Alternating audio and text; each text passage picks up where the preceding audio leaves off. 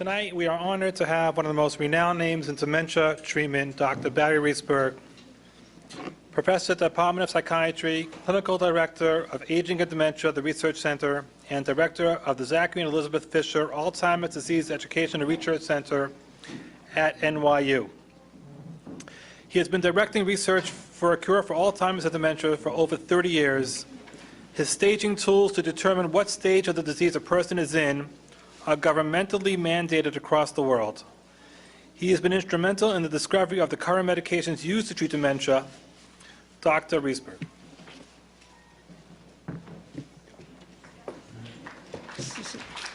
So, first of all, I want to thank you for that very kind introduction. Can everybody hear me? You know, I'm a geriatric psychiatrist, and there was a time when I became president of the world in my field, and that was in Jerusalem. But I've never had the pleasure of speaking to a religious Jewish audience before. So it's a pleasure for me to speak with you.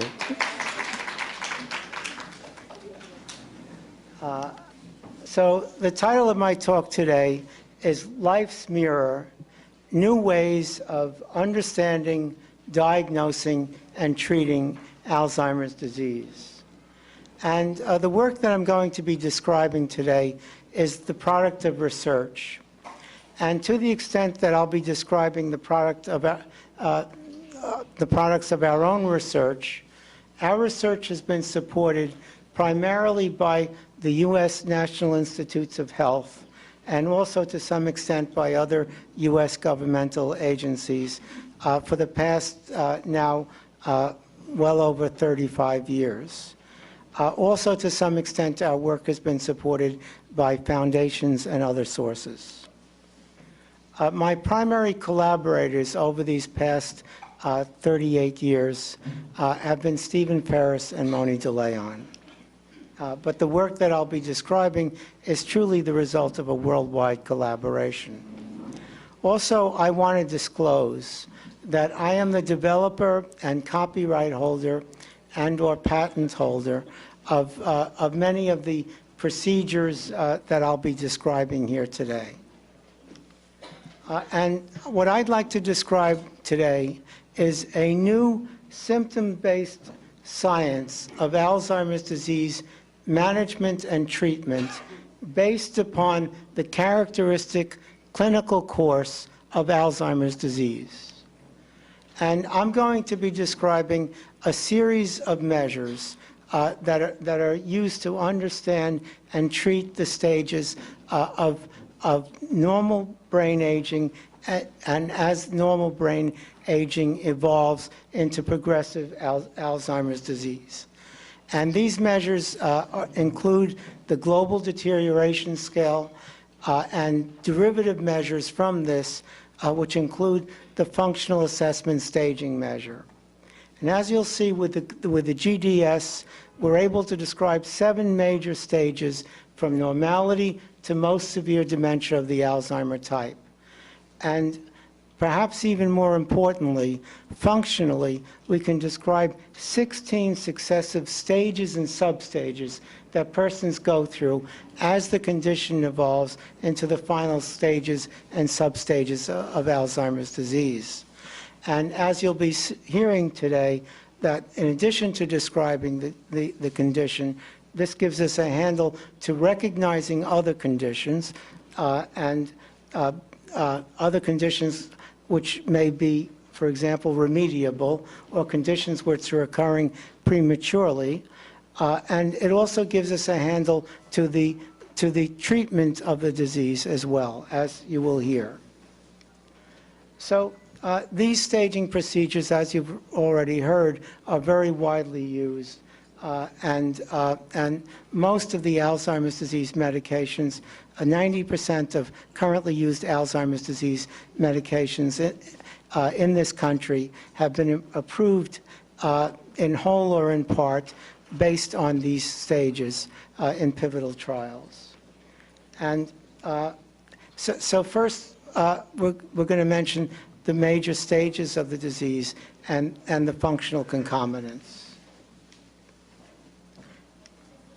And the functional course of Alzheimer's disease is also very widely used in this country as a standalone measure. It's mandated for use by Medicare, our National Health Service, for certain purposes, and also it's mandated by the largest hospital system in the country, the VA hospital system, in association with all medication prescribing for Alzheimer's disease. So this is a person in stage 1. This person is Gertrude Steinberg. And when this picture was taken, Gertrude was 73 years of age. And unlike perhaps most persons her age, Gertrude had neither subjective complaints of cognitive impairment nor objective evidence of cognitive impairment. So Gertrude was stage 1 or normal. Now, here we see another of the valued and valuable professionals who worked at our research center. And this person is Emma Schulman. And when this picture was taken, Emma was 80 years of age. And like perhaps most persons over the age of 65, Emma had the belief that her memory for such things as remembering names and remembering where she put things was not as good as it was 5 or 10 years previously. And we call persons at this stage, stage 2, or subjective cognitive impairment. And subjective cognitive impairment is a very common condition occurring in perhaps even half of 25% to half of persons over the age of 65 in the community. And we had estimated that this was a stage of Alzheimer's disease in 1982. And we estimated that this stage in 1986, we estimated that this stage lasts a mean of 15 years.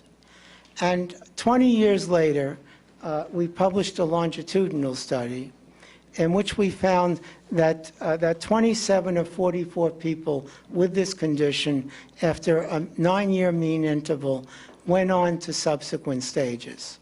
And this study verified our estimate of the duration of this condition as a pre-mild cognitive impairment, pre-Alzheimer's condition occurring in normal persons, eventuating in subsequent dementia.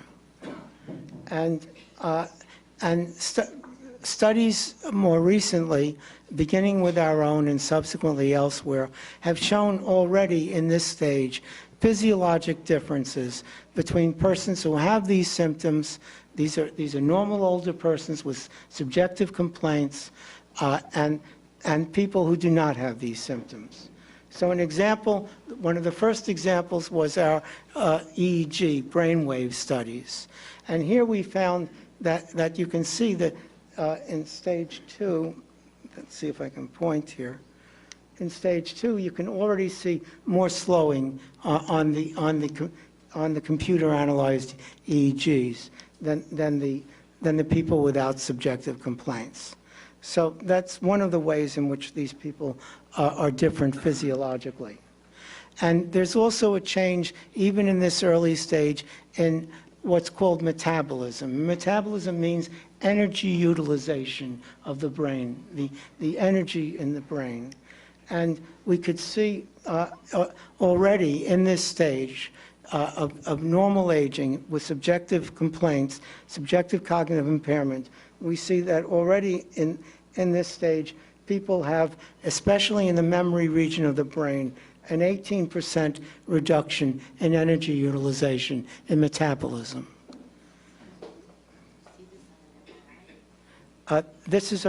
You see this on a PET scan.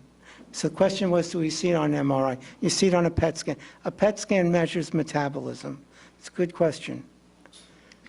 And here we see the same phenomena in the spinal fluid.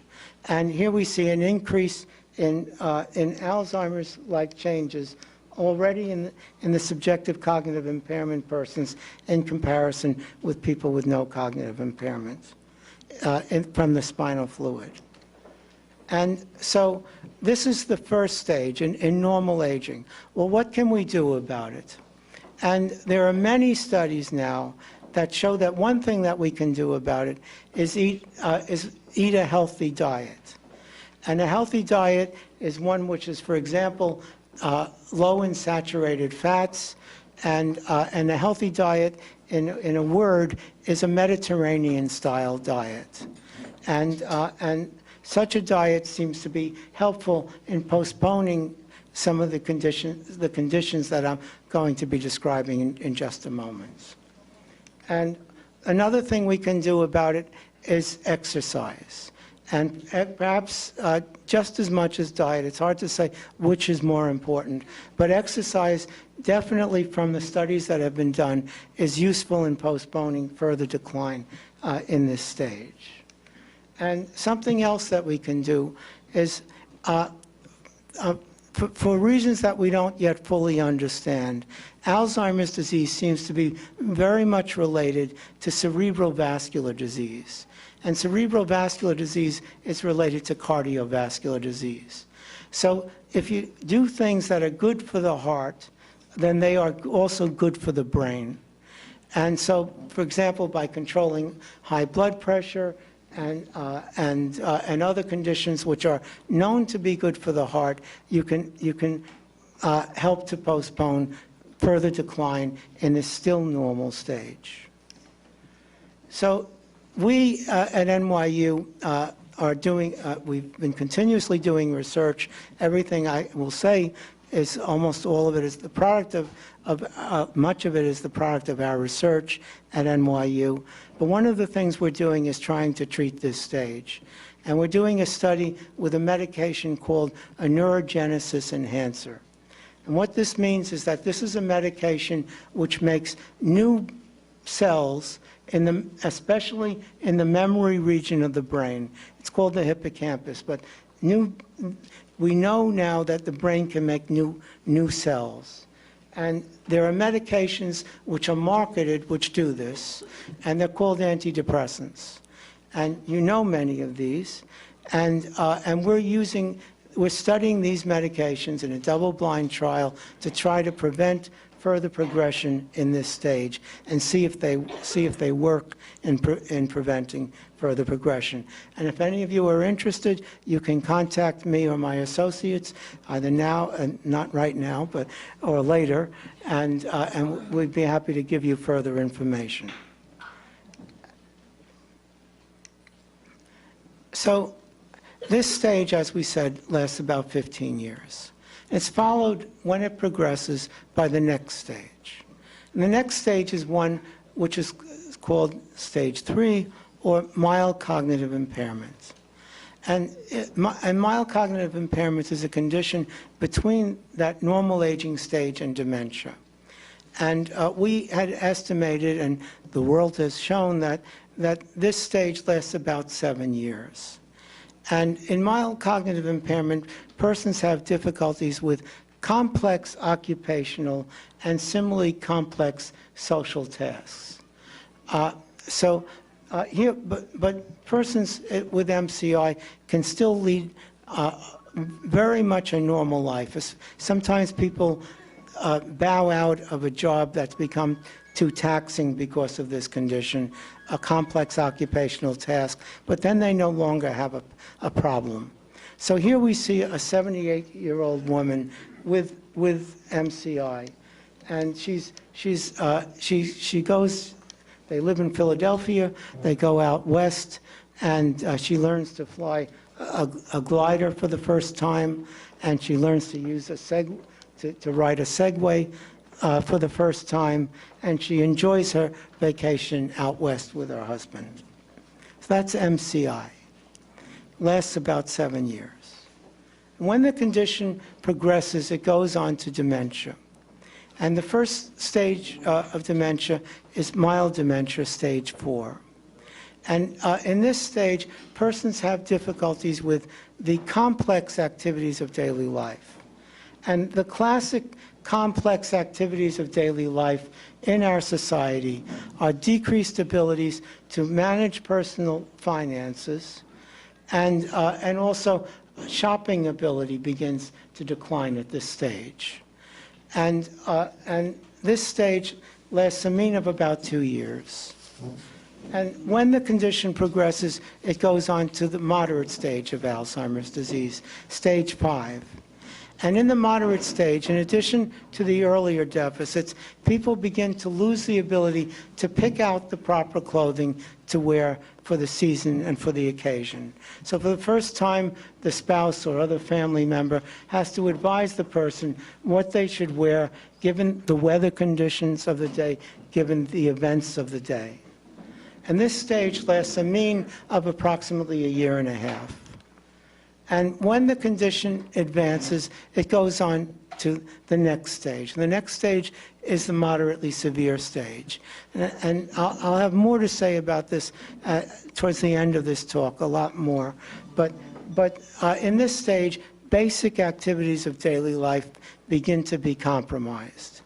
And in this stage, the behavioral disturbances of Alzheimer's disease become most severe. So early on in this stage, we can identify 5 functional substages in this stage. And early on in this stage, in addition to not being able to pick out the clothing properly, people begin to lose the ability to put on their clothing properly without assistance. At about the same time, but generally just a little bit later, people begin to have difficulties handling mechanics of bathing.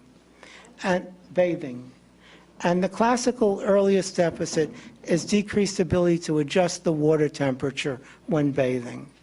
And then more and more overt difficulties occur.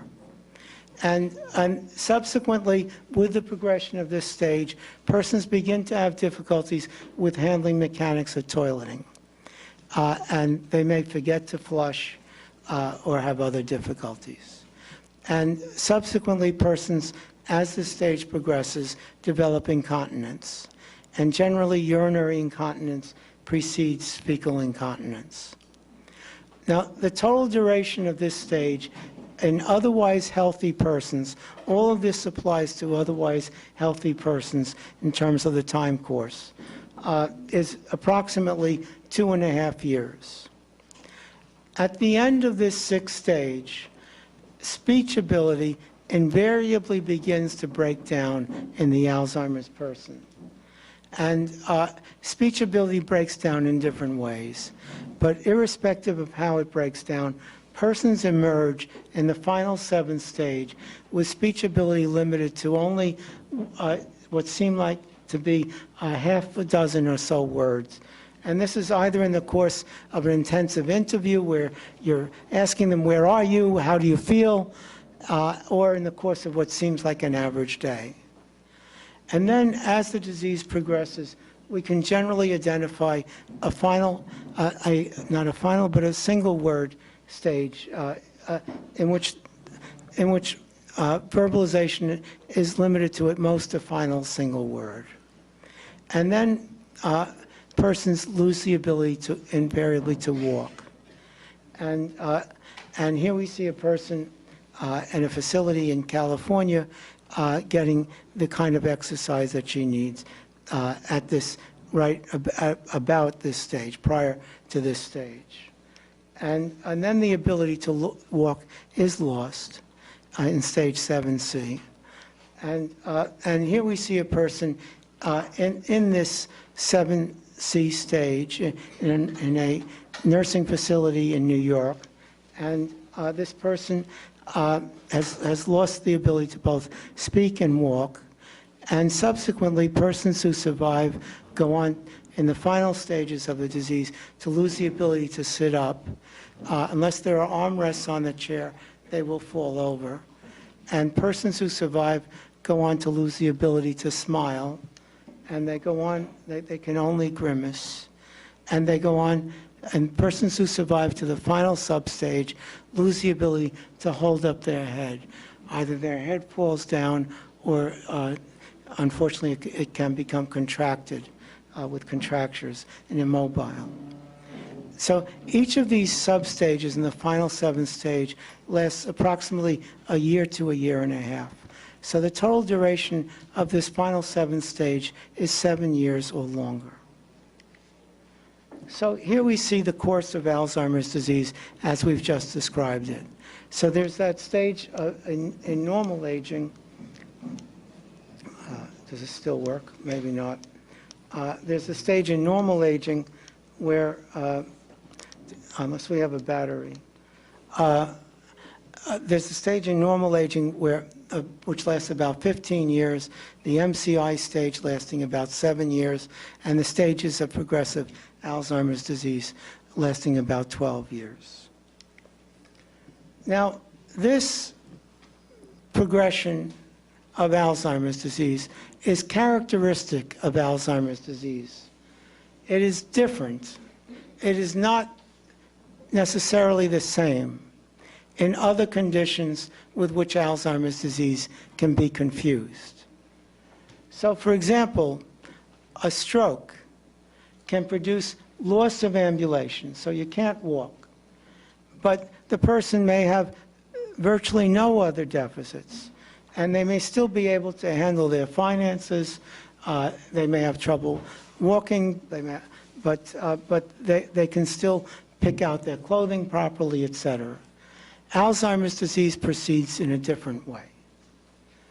Similarly, a person can have a stroke, and they can lose the ability to speak, but they may still be able to handle their money. They may still be able to choose their clothes, etc. So a stroke is different. Similarly, a person can have a stroke and develop only urinary incontinence. So strokes are different. Similarly, I once did a home visit in a person in Brooklyn, and the person had developed a very rapid condition and was lying in bed, and the question was it Alzheimer's disease? And I said no, because Alzheimer's disease doesn't progress like that. And she couldn't walk, and she was lying in bed. And I brought her to the hospital at NYU, and I had her admitted, and it turned out to be what we call an electrolyte disturbance. And what it was, the diuretic, the water pill that she was on, was causing her to lose chemicals from the body, and she had a low sodium. And we treated the low sodium in the hospital, and she recovered.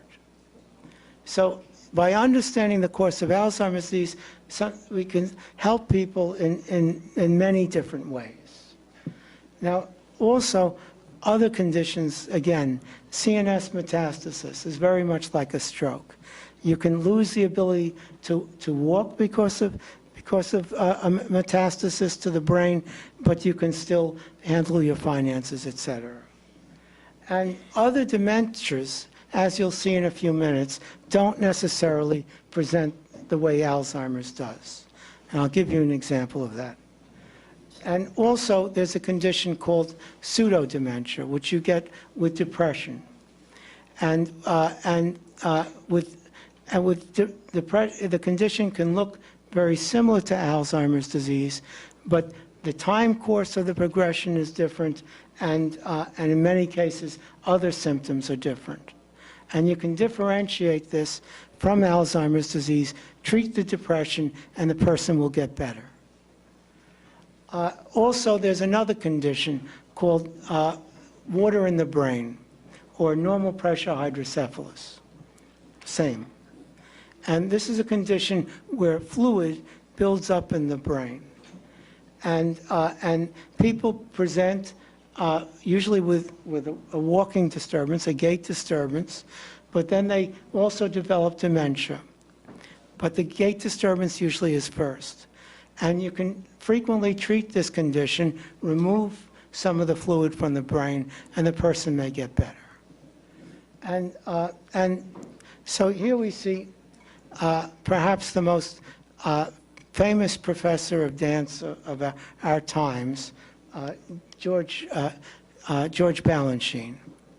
And so there came a time when he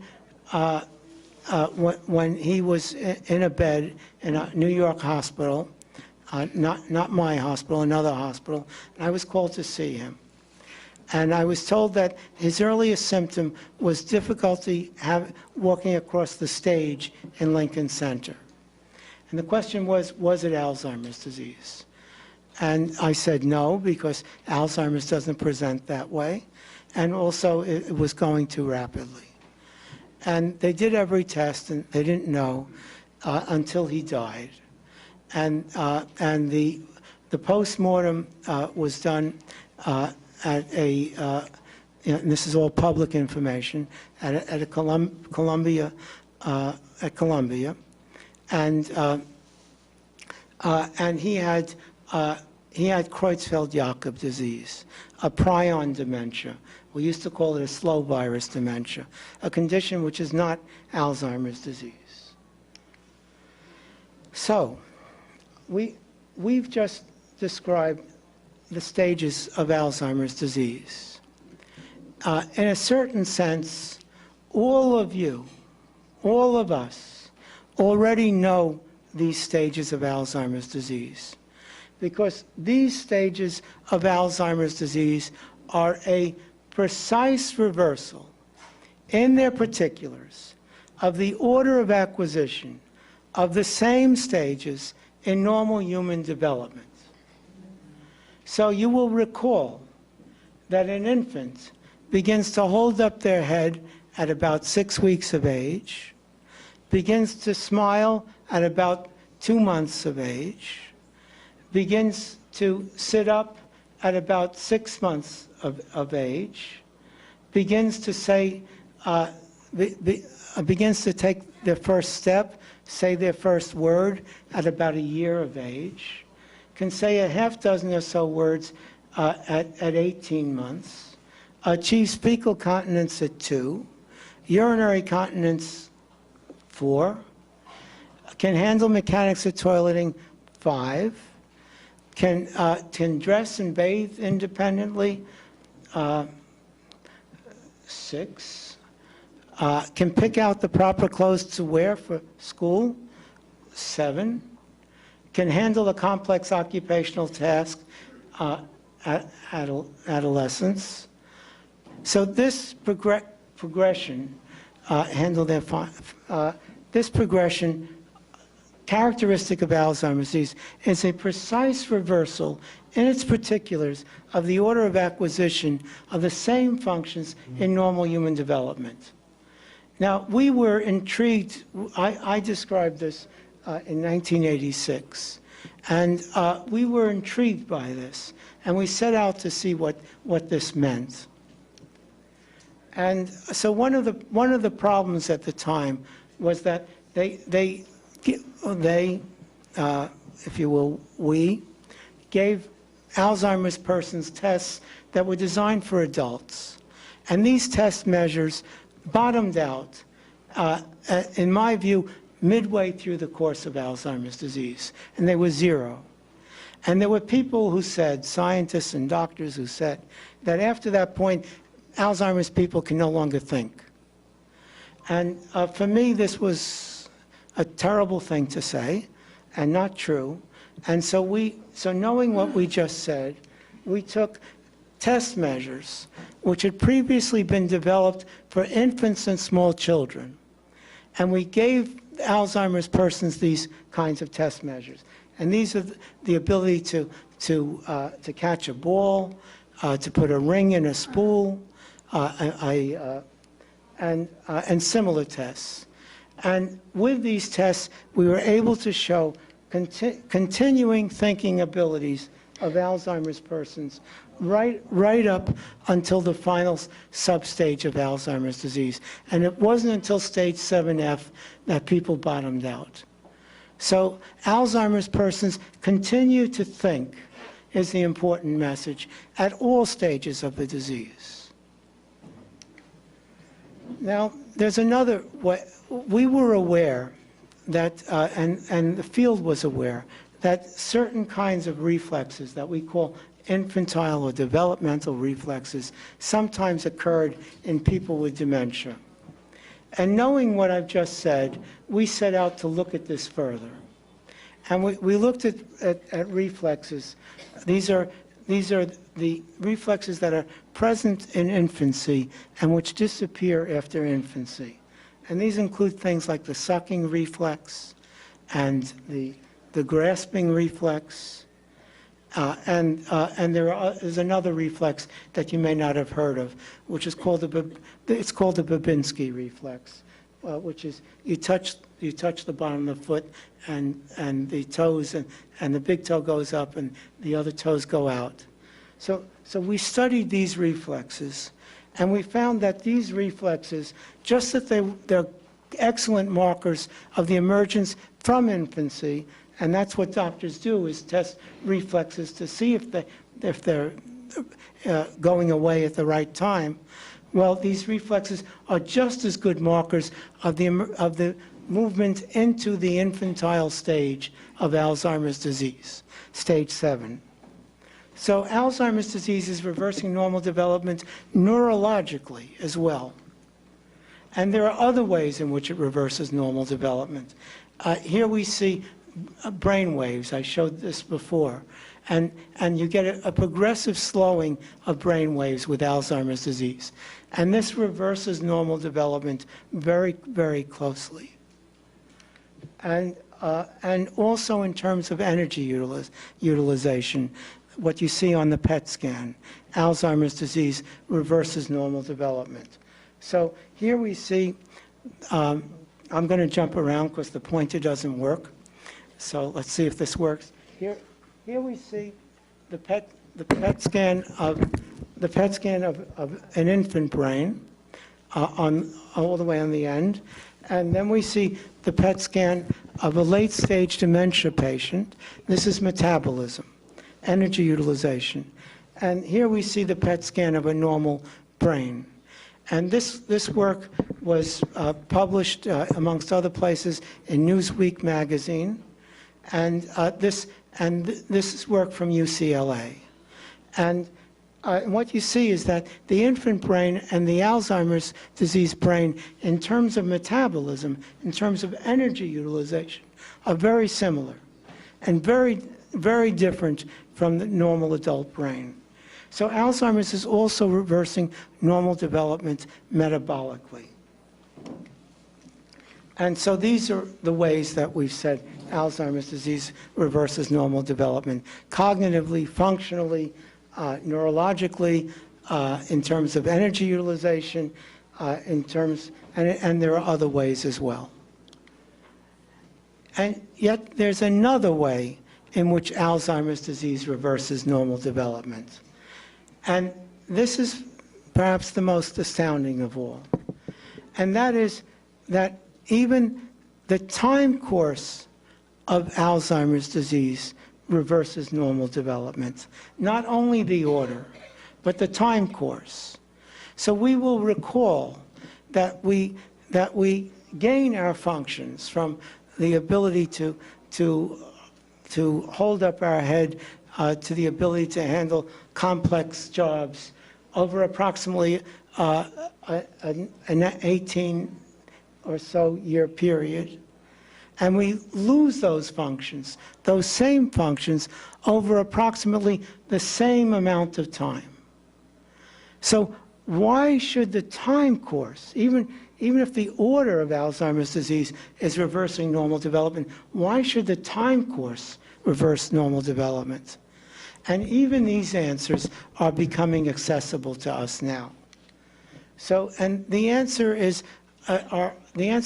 certain hormones that at least in certain forms you've heard of and are well known to you, which are energy hormones, change in Alzheimer's, not only in Alzheimer's disease, but in human development.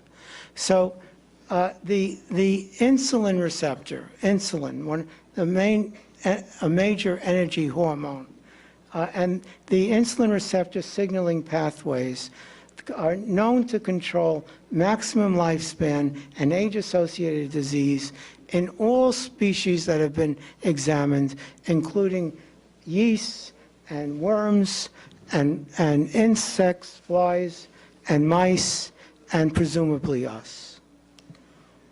So there's something else which occurs in development, which is it's called insulin-like growth factor 1. It's just as important as insulin, but it's not as well known. It's not as well known, but it's just as important. And this hormone peaks in adolescence, in the blood, for example, and then it goes down to infantile levels by old age. And for this reason, there's currently a study going on to use insulin as a treatment for Alzheimer's disease, this energy hormone.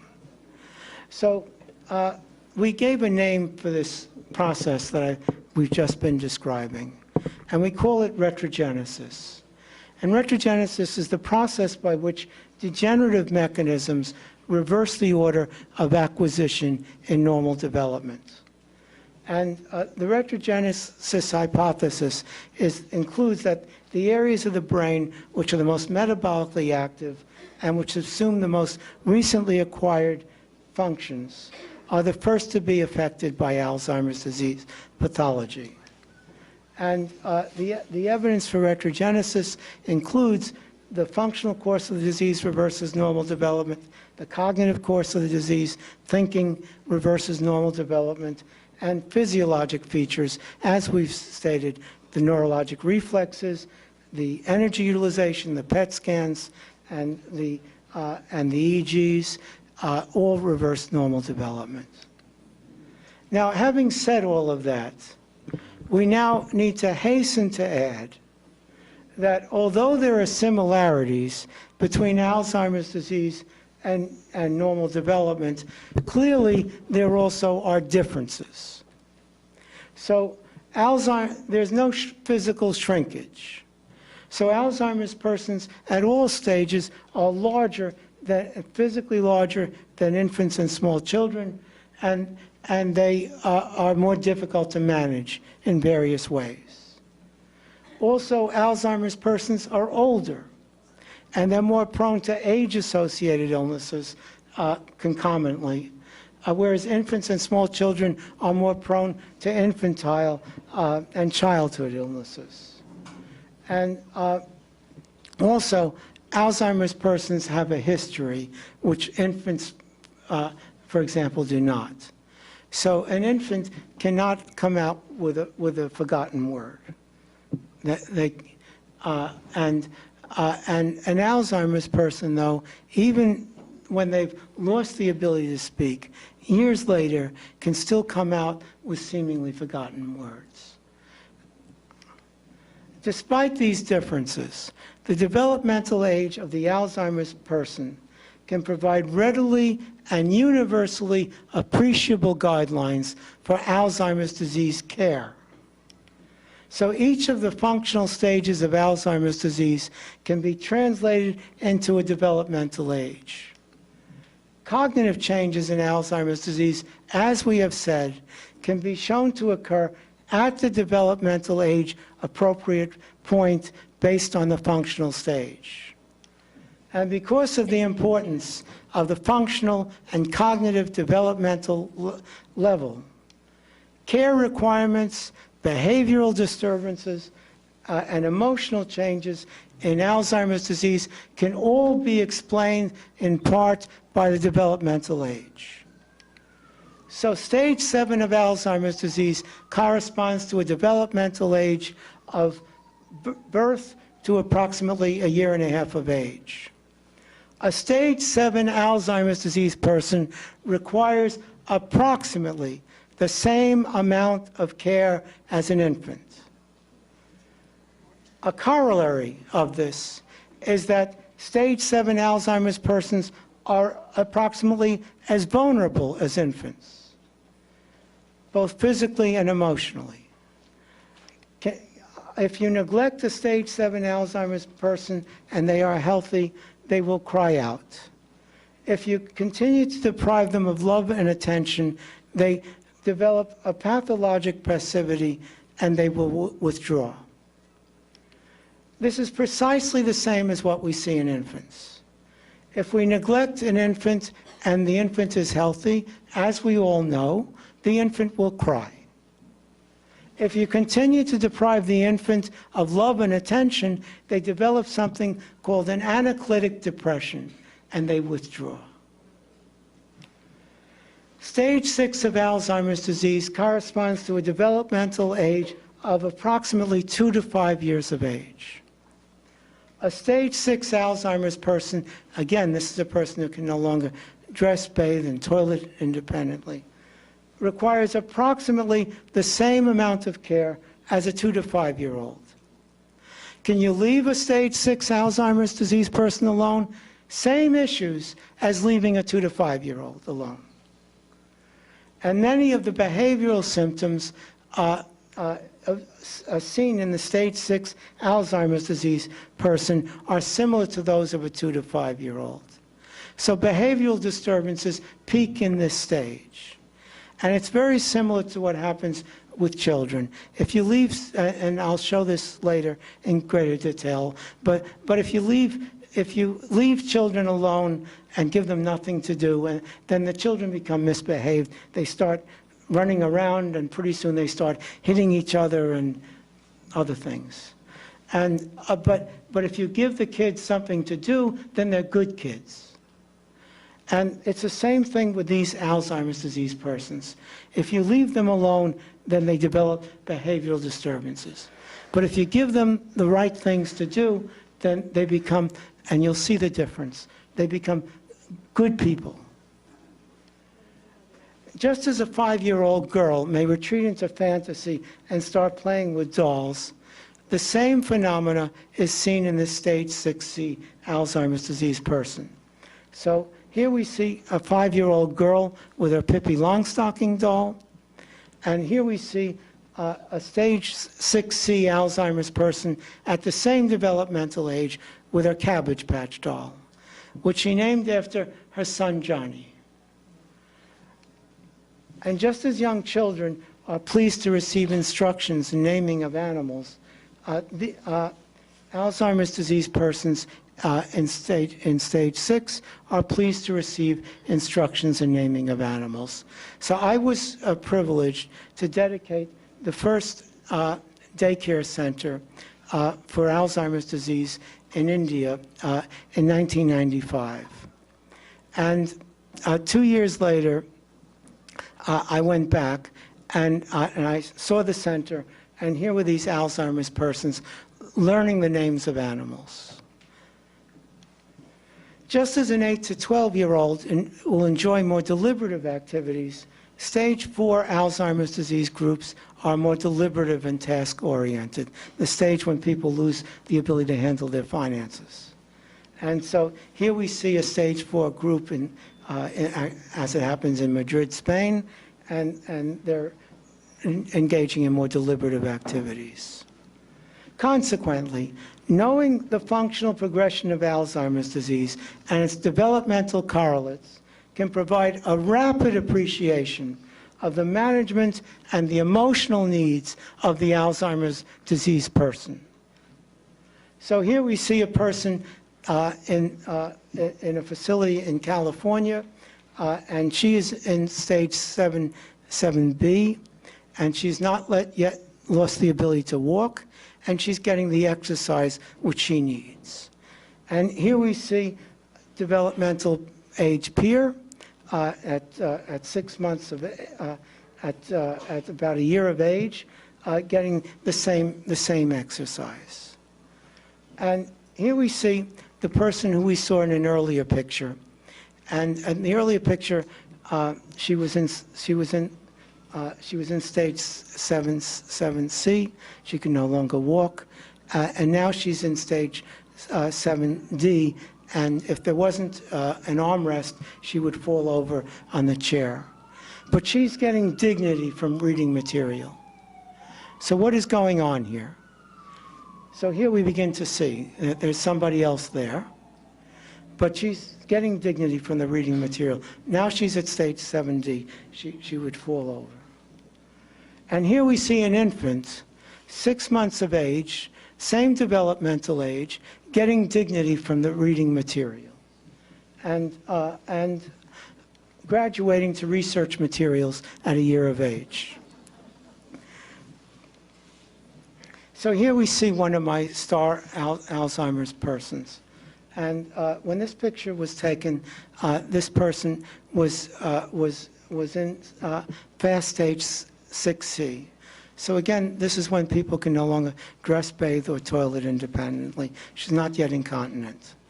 And at this point, she took up, for the first time, there were line drawings in these cards, but she colorized them. And her husband sent out the holiday cards with the holiday cards. This was the holiday card. And here we see the developmental age peer. This is Marla Olmsted in New York. She's 4 years of age, and she's in the New York Times, and she's selling her works here in New York for $40,000.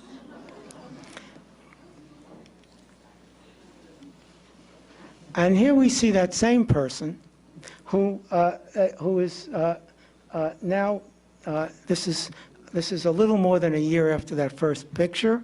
She's still in stage 6C. And here she is in her kitchen with her gallery, getting the satisfaction from her works in her gallery, and getting the love that she needs from her husband. And this is now a year and a half after that first picture, and this person is still at stage 6C. She's doing very well, and she does watercolors for the first time in her life.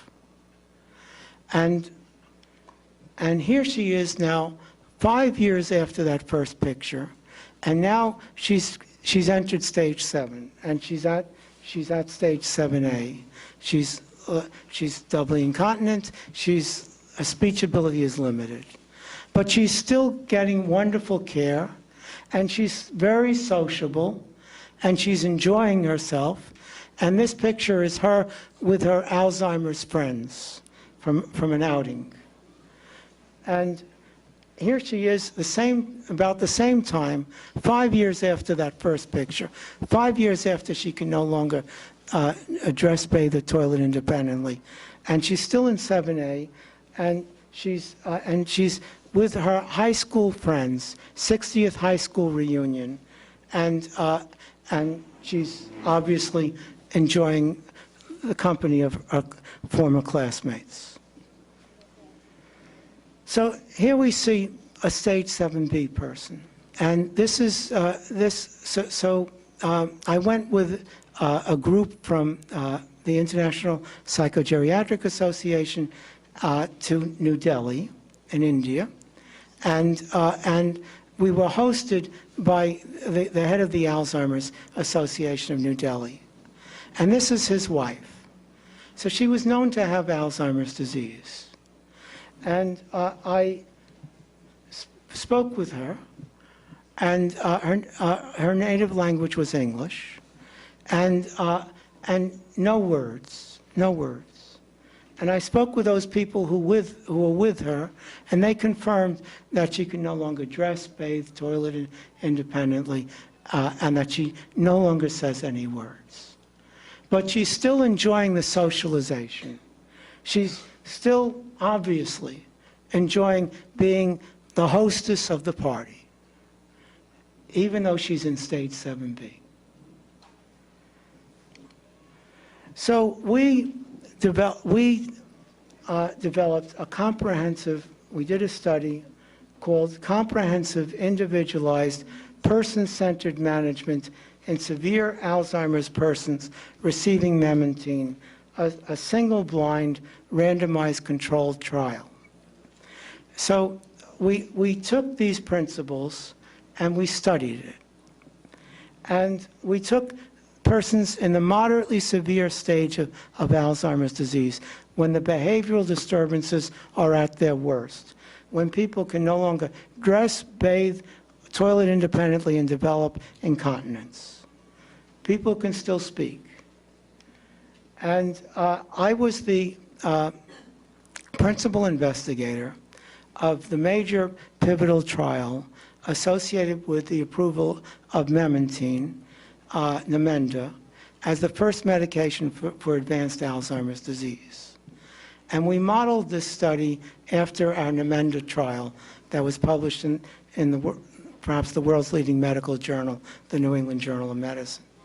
And we got funds from the company that was marketing Namenda in the United States. And it needs to be said that the advent of Namenda meant that we had a medicine for moderately severe and severe Alzheimer's disease for the first time, and then now there are others that have been approved. But the advent of these medicines simply highlighted, and you'll see why, the medicines only help a little bit. And the advent of these medicines simply highlighted the continuing needs of these persons. And so, and there are other medicines that are approved for Alzheimer's disease. And so therefore, we took these people with the greatest behavioral disturbances and with the most burdened caregivers in the community, and we set out to address the needs of these people in a controlled trial. So, and we, as you've heard me say now, we had developed the science of management based on the retrogenesis process, and we also used a comprehensive, individualized, person-centered management program. And we hypothesized that the comprehensive, individualized, person-centered management program and incorporating the retrogenesis principles, which we've been describing here, would alleviate symptomatology and distress in some of the most disturbed and impaired community-residing Alzheimer's disease persons. And so there were certain principles that we incorporated. I'm just going to give you a couple. And so one guiding principle was that activities should be success promoting. And also success should be judged by the Alzheimer's person's achievements, not what they cannot do. And also it was based on the recognition that although Alzheimer's persons can't do as well on tests as they used to, they can still learn. And also, because perhaps Alzheimer's is a degenerative disease, these ideas are rarely, if ever, applied to Alzheimer's disease persons.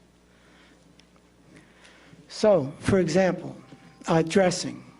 So you have to reteach, after they lose the ability to dress themselves, you have to reacquaint Alzheimer's persons. They can still learn, but you have to teach them how to dress again. So you have to tell them, well, you have to first take off your slippers, and then you have to put your leg in one side of the pants, and then you have to put your leg in the other side of the pants, and then you have to close the zipper, and then you have to close the belt, and you have to teach all of this, and you have to do it again and again. But then Alzheimer's people can get better. They can learn. And similarly, ambulatory ability is lost, the ability to walk. So the care specialist needs to walk behind the person, show them that you can put one foot in front of the other, and then people, and in this stage, loss of ability to walking is occurring prematurely, but it commonly occurs prematurely, and people can learn to walk again. And so we applied this, and we did what we call, it was called a single-blind trial, because the people knew if they were in the study or not in the study. Those not in the study received usual community care. And, but the doctors who evaluated the people did not know what condition the people were in, what experimental condition the people were in. And so this is what we found. So we got statistically significant effects with, this is a small sample, 10 and 10, but we got statistically significant effects already by 4 weeks. And then we got very strongly statistically significant effects already at 12 weeks and at 28 weeks. And this is the global measure. And overall, this is what we got. So in our memantine trial, so the approval of the first medication for advanced Alzheimer's disease, published in the New England Journal, the effect size on the global measure was 0.3. This intervention, the effect size on the global measure was 2.7, 9 times as great. And this is on top of medication, because everybody got the medication. So we can get literally enormous effects, 900% the effects of medication with proper care. And the effects were on functioning and behavioral disturbances. And they were significant, huge effects. And there was an extension phase beyond the 28 weeks to 52 weeks, and the effects became even larger. So what we're describing is a pattern. Patterns are ubiquitous in nature. The pattern formed by the wind on the sand in the Gobi Desert. The pattern of a peacock wing. And what we're describing is the pattern of Alzheimer's disease.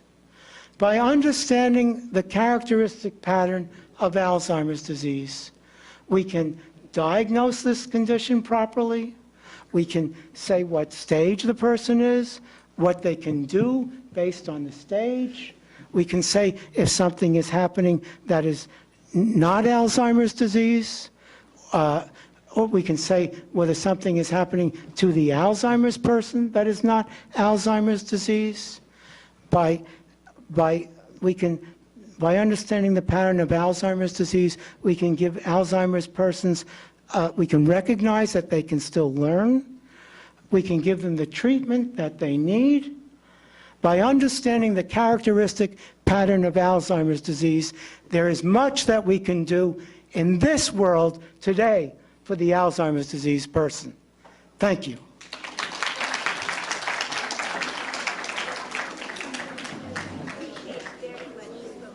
Oh, thank you. Thank you. Mention dementia. That's not Alzheimer's. My mother has morning always goes white. She said she has sundown by the time that she did have a history of depression for years. Right now I give her Reveron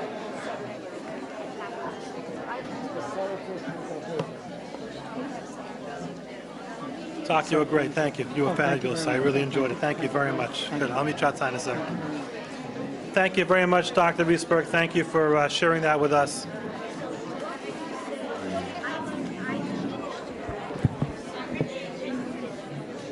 To continue the program. Yeah, go ahead.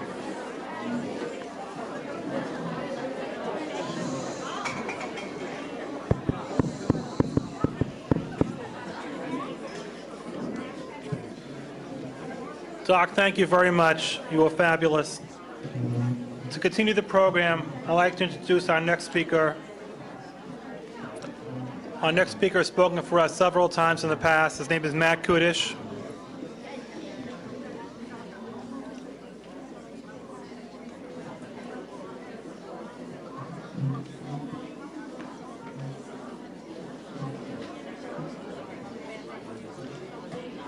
Matt is the Senior Vice President of Caregiver Services at the Caring Kind Heart of Alzheimer's Caregiving, formerly the New York City chapter of the American Alzheimer's Association.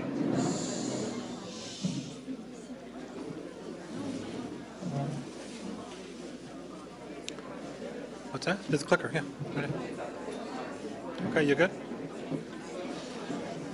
Matt's been a long-time friend of Zicharon. He's promised me we're going to get the caregiver training programs on board starting after Sukkot Smirat Hashem. What's that? Oh, they're not going to listen anyway. Ladies and gentlemen, Matt Kudish, thank you. Hello, everyone. Thank you so much for coming tonight, spending your evening with us.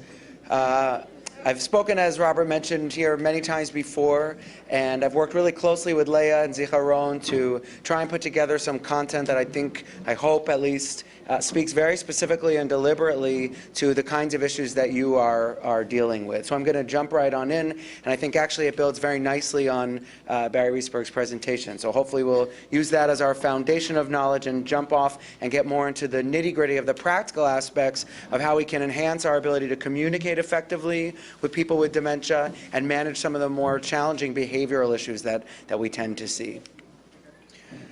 So we'll start at the beginning with where are we right now? How is the status quo? How are things going for us right now? And I think if we look around this very full room, my assumption would be that things aren't going as well as we might hope. That we would appreciate it if things were a little bit easier, a little bit better, a little less sad, a little bit more hopeful. Otherwise, maybe we wouldn't be all here tonight, right?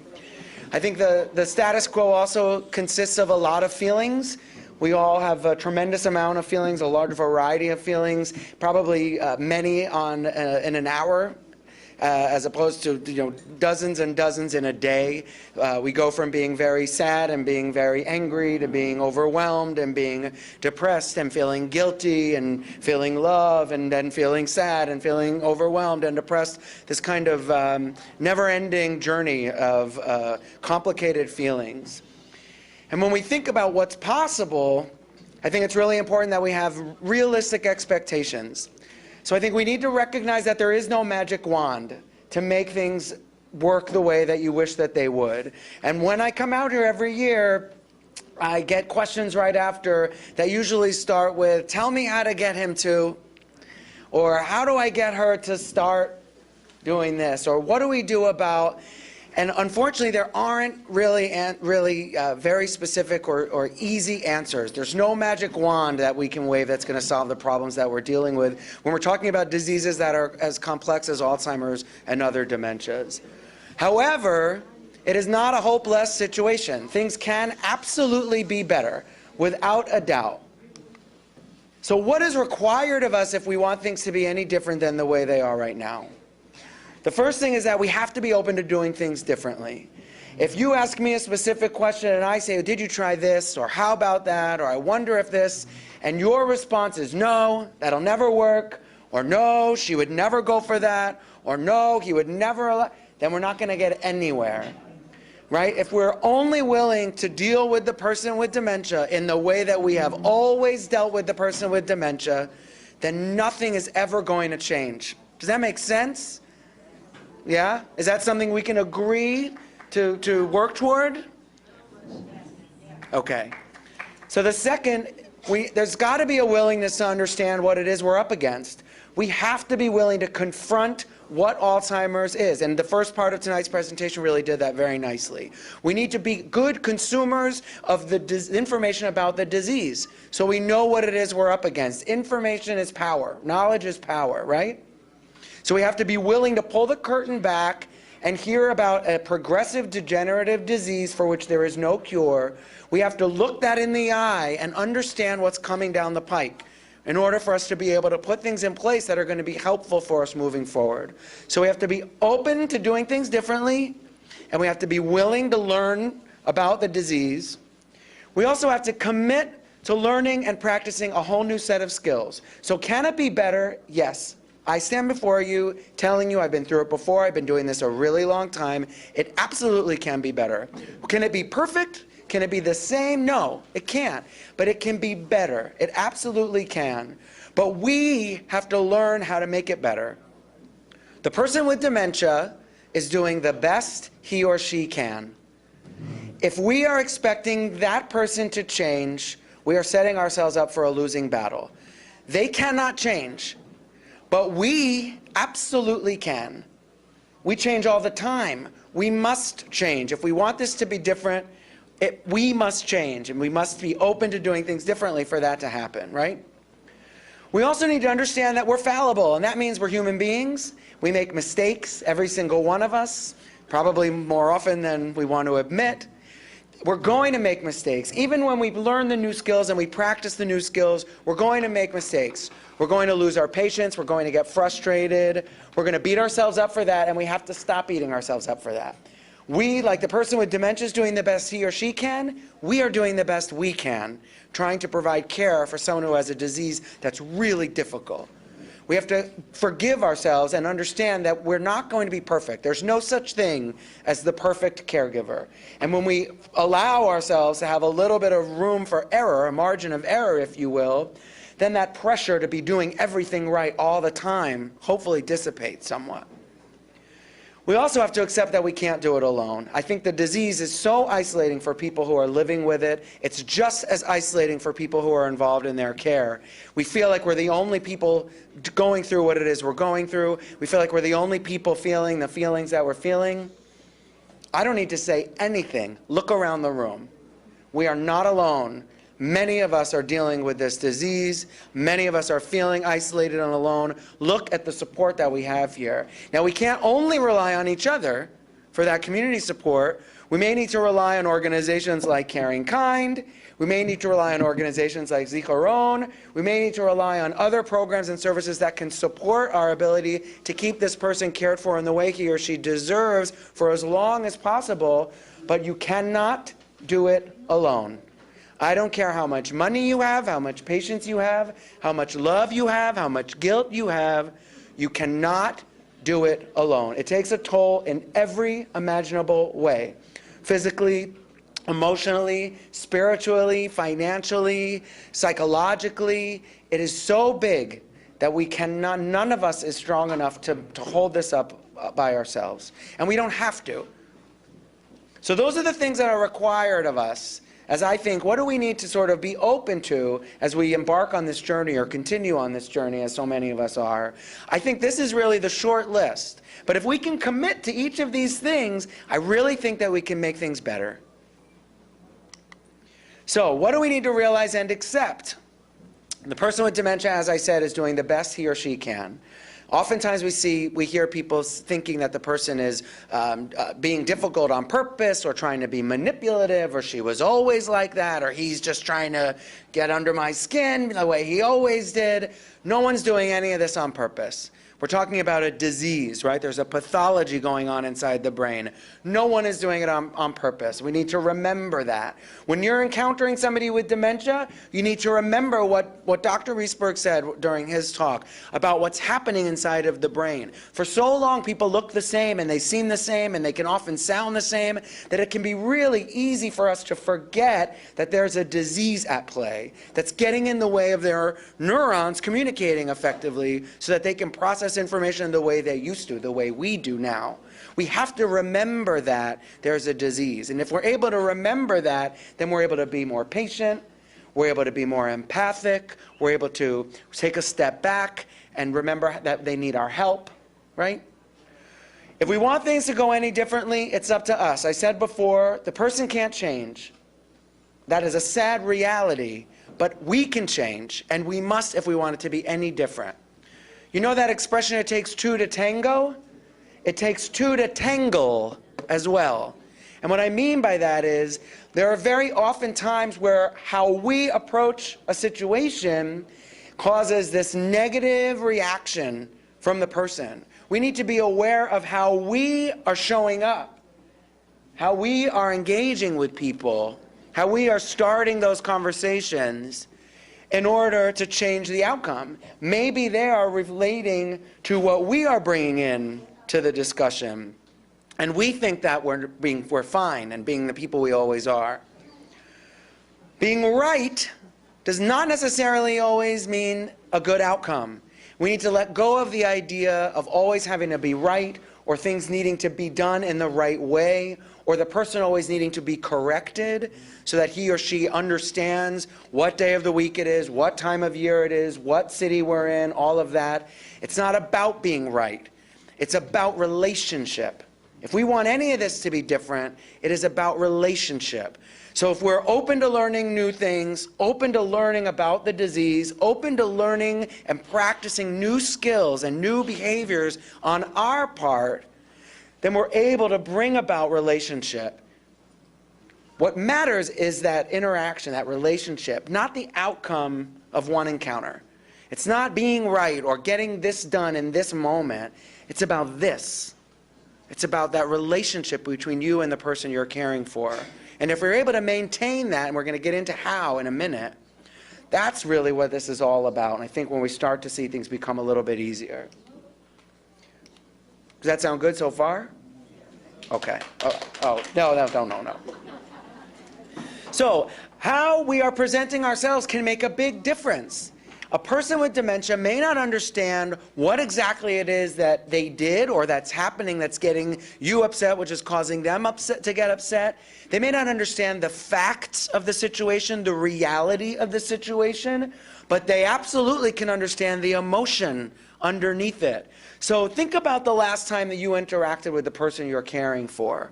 Were you nervous about having to try and get them to take a bath? Were you frustrated because it was taking them so long to get their shoes on and get out of the house?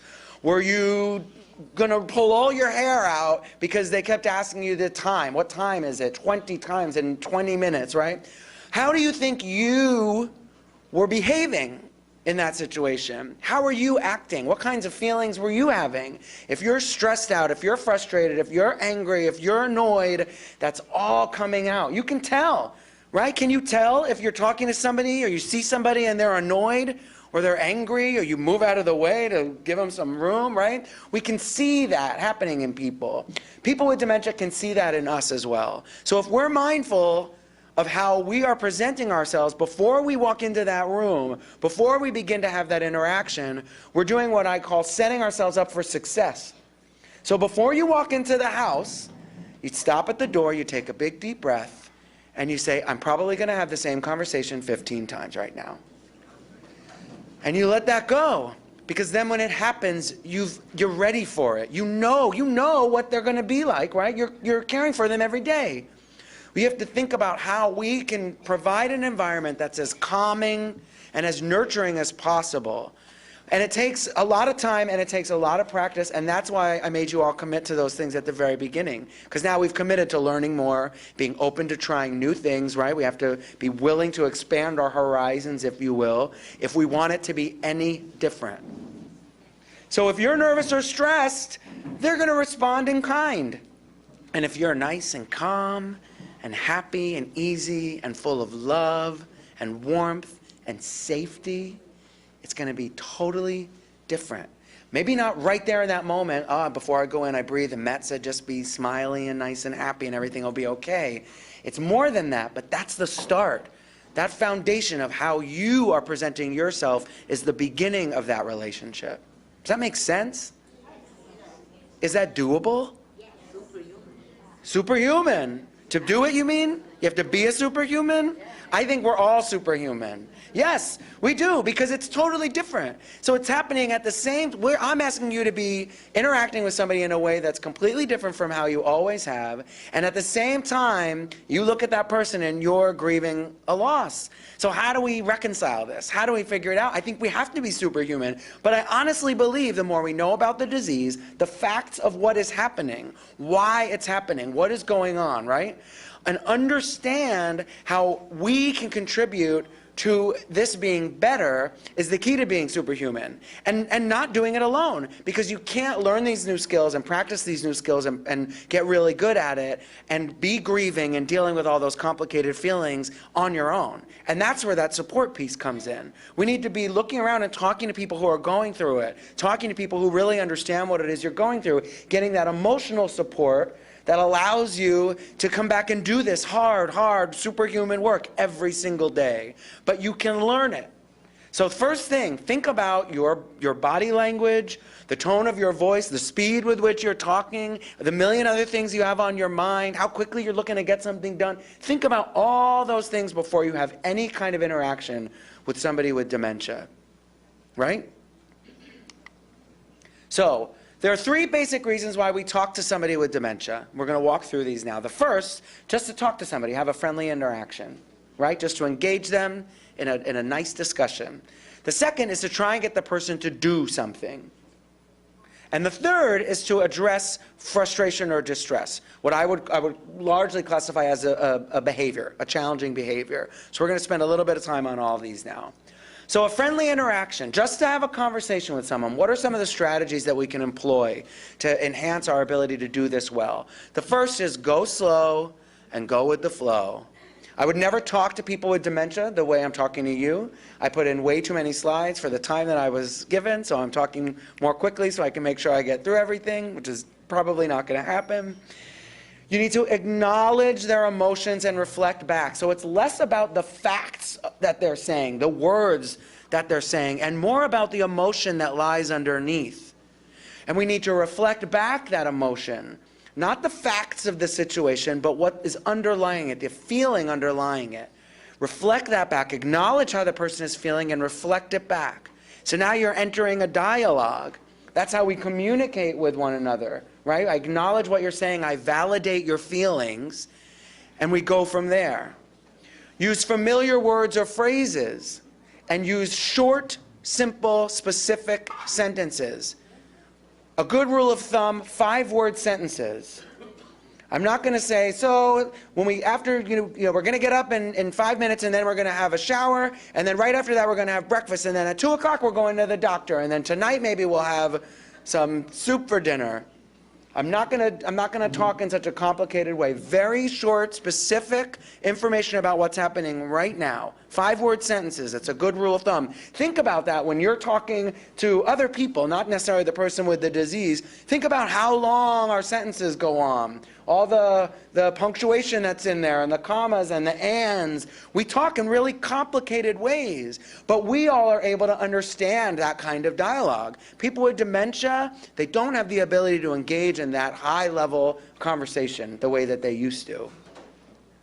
Know the person. You must, if there's one thing, and I'll probably say that 6 or 7 times, but I think if there's one thing that you need to leave here knowing, it's how important it is for you to truly understand the preferences of the person for whom you are caring. Who was this person? What was important to this person before the disease? What kinds of food did the person love? What kinds of food did the person hate? What kinds of music the person liked? What kinds of music the person didn't like? Did they like babies, or did they like kittens, or did they like chocolate? What kinds of food? All these kinds of their preferences. What were their hot buttons? What got them really angry and upset? What kinds of things brought them really calm? What kinds of things made them smile and laugh? What kinds of things made them feel safe? And what kinds of things made them feel unsafe? These are keys that we can use, tools in our proverbial toolboxes, that when we find ourselves in a difficult situation, all the likes are things that we're going to try and use to calm that person down. All the dislikes are always things we're going to try to avoid at all costs, right? Be prepared to have the same conversation over and over and over and over again. I talked a little bit about this. If we manage our own expectations, if I go in saying he's going to ask me what time it is, or he's going to ask me where his mother is, or he's going to ask me, is it Shabbat, over and over and over and over again, it takes away some of the grab, that reaction that we have when we hear that same question. If we go in expecting it to happen, it sort of takes away some of that anxiety around it.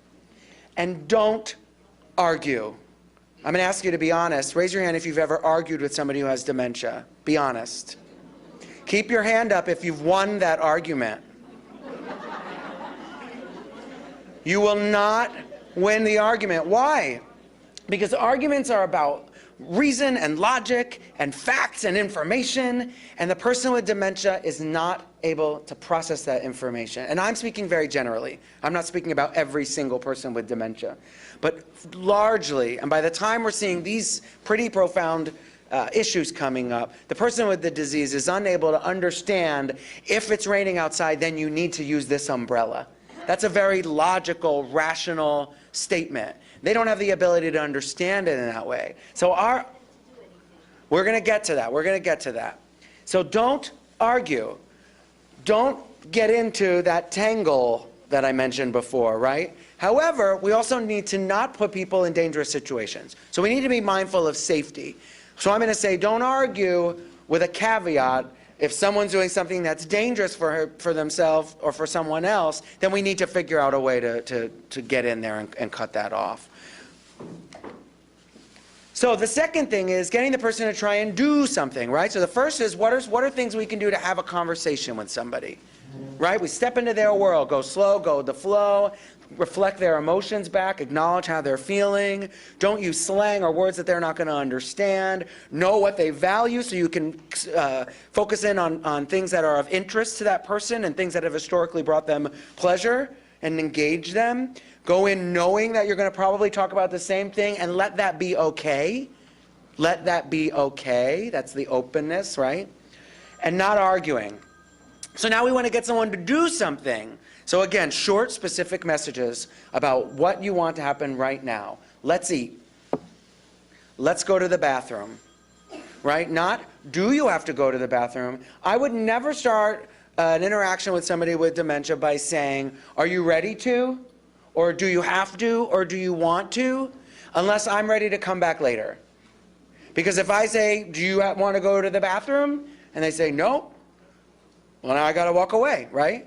So I'm going to give you short, specific instructions on what we're going to do right now, and I'm going to frame it in a really positive, light way. So it's going to be, let's go to the bathroom. It's not going to be, you have to go to the bathroom, it's been this long, and you can't have an accident. We need to be really thinking about setting the person up for success. What's going to work for that person so that it becomes a part of a routine, too. The bathroom example is actually a really good one because you don't want to wait until the person maybe recognizes that they have to go to the bathroom. There's so many reasons why people become what's called incontinent, which means you lose control of your bladder and you have accidents, right? One of the reasons is you don't recognize that feeling anymore, that we recognize as having to use the bathroom. But another part of it is that you don't have the ability to get up and go to the bathroom and open your belt and your button and your zipper and your pants and all of that in time. And another part of it is that maybe we're not sure where the bathroom is in this place now. But there are things that if it becomes a regularly scheduled activity, if you will, of let's go to the bathroom, and we can build it in so that if we're going to go and have some coffee in the kitchen, ooh, before we have coffee, let's go to the bathroom. Right? So it's sort of, oh, we're just going to do this as if it's what we always do, is a way to set ourselves up for success. Is it going to work every time? No. No, it's not going to work every time. But if you say to me it's going to work never, then we're not keeping our agreement to be open and willing to try new things. Maybe the first 4 times you say, let's go to the bathroom, you're met with resistance. And you stop. If it's not working, you stop. Right? We're not going to argue. So maybe the 5th time you say, let's go to the bathroom. And they go. That's a success. That's a win. Right? It's not going to all change the first time you try some of these things. But if we start to create patterns, then we can really get somewhere. Give simple choices if you want someone to do something. So I'm not going to say, go get dressed. And I'm not going to say, what do you want to wear? But I might say, do you want to wear your blue shirt or your red sweater? Choice is control. We want people to feel that they have control over what's happening to them, but we want them to be having that control in a way that's successful. We want to set them up for success, right? So I'm not going to say, are you hungry? I'm not going to say, are you ready to eat? I'm not going to say, what do you want for lunch? I might say, do you want chicken or do you want salmon? Right? So again, controlling the situation a little bit. I'm going to ask for help. Would you help me in the kitchen with the salad? Will you help me folding the laundry. I'm going to ask the person to help. Will you help me run this errand?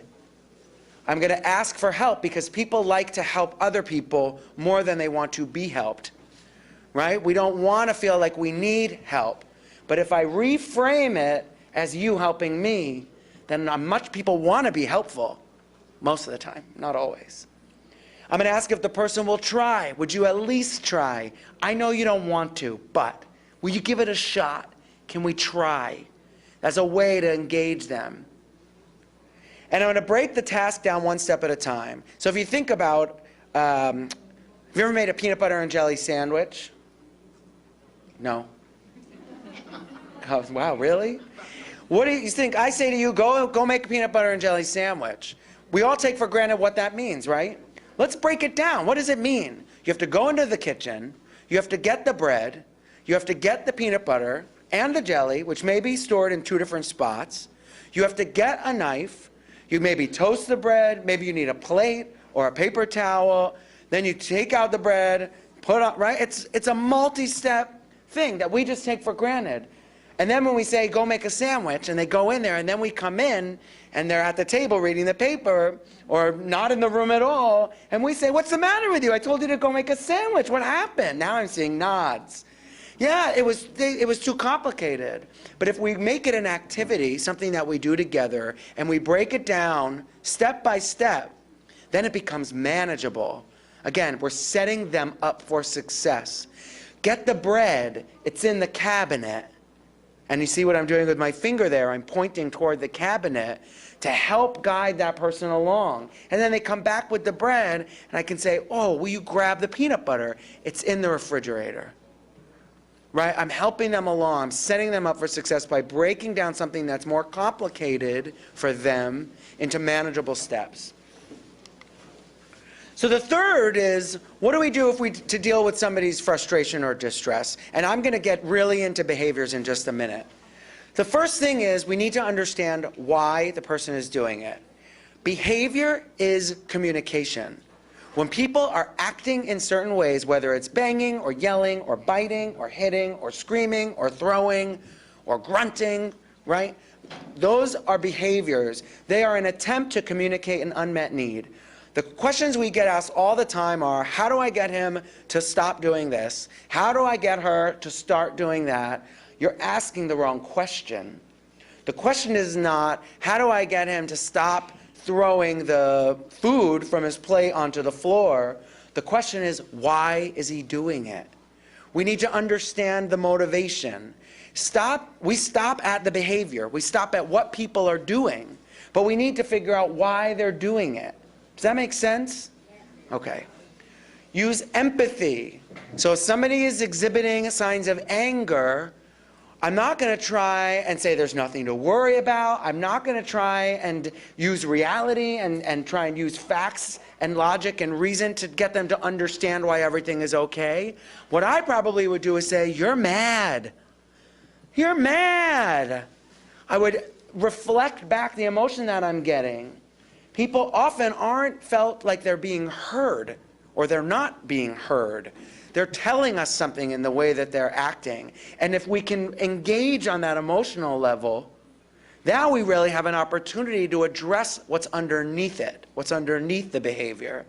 Once you think the person is listening, once you feel like you have their attention, then we redirect onto something else. We do what we call make the brain a better offer.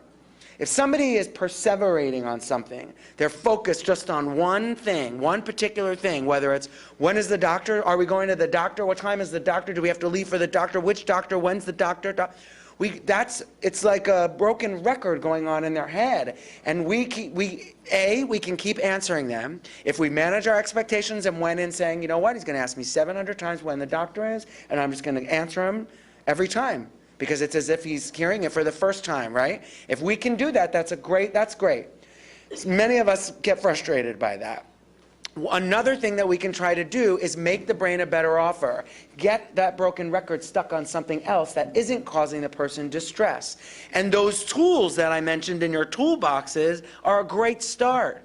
So maybe the person is wondering, what day is it? Is it time to go to shul? Is it time to go to shul? Is it time to go to shul? Well, maybe I'm going to put on some music that the person really loves. And now we'll get the person singing those songs. They're not thinking about when is shul, is it time for shul?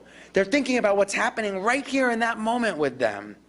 Right? So I'm using their personal experiences and their preferences to make the brain a better offer. Does that make sense?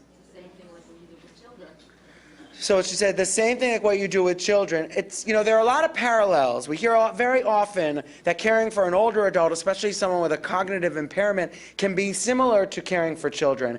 There are some of the things that are similar. Some of the approaches are similar. Some of the techniques are similar. Some of the way that we communicate with them can be similar. But we also have to remember that they're not children. And I don't mean to say that you were suggesting that. But when it comes up, I think it's really important that we remember the tricks that we use can be the same, except this is a person who's lived a long life as opposed to a child who you're trying to raise to become independent, right? There's a lot of role reversal when we're caring for somebody with dementia. We need to honor the dignity and treat them with the respect that they deserve as they're getting older and are not well, in a way that we don't often think about with children when we're rearing children, right? We don't rear our older adults in that same way.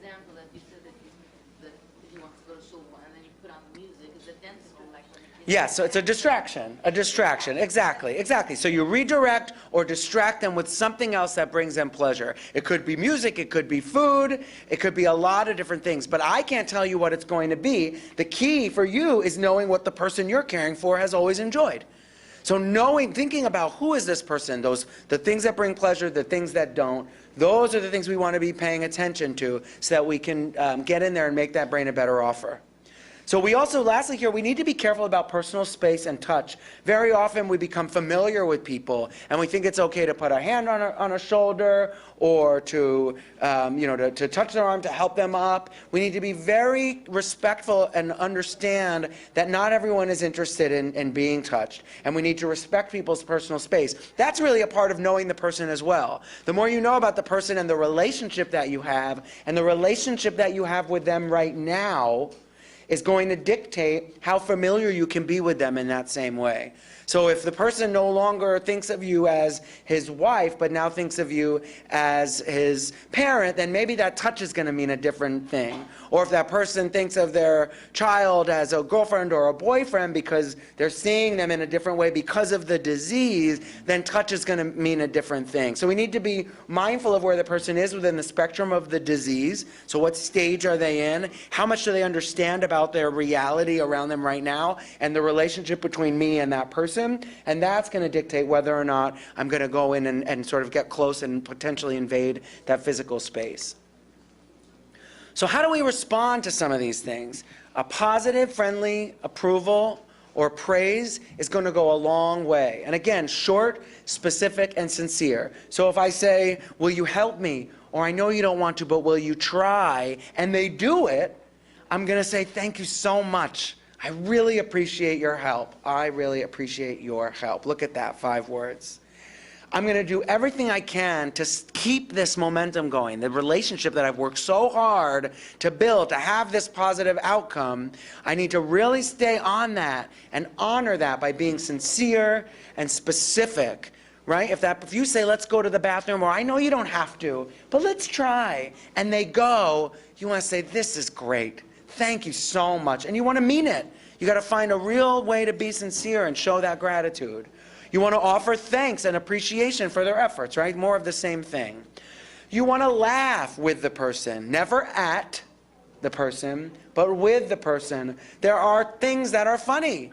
There are definitely things that can be funny. I'm not saying, obviously, the disease is funny, but sometimes people will try to put both legs in their pants at the same time. Or I've seen people where they put their undergarments on over their outer garments. And they may not think it's funny, and then if they don't think it's funny, we don't laugh at it. But if they look down and laugh, we can laugh and have solace in that light moment. Everything is so heavy with this disease.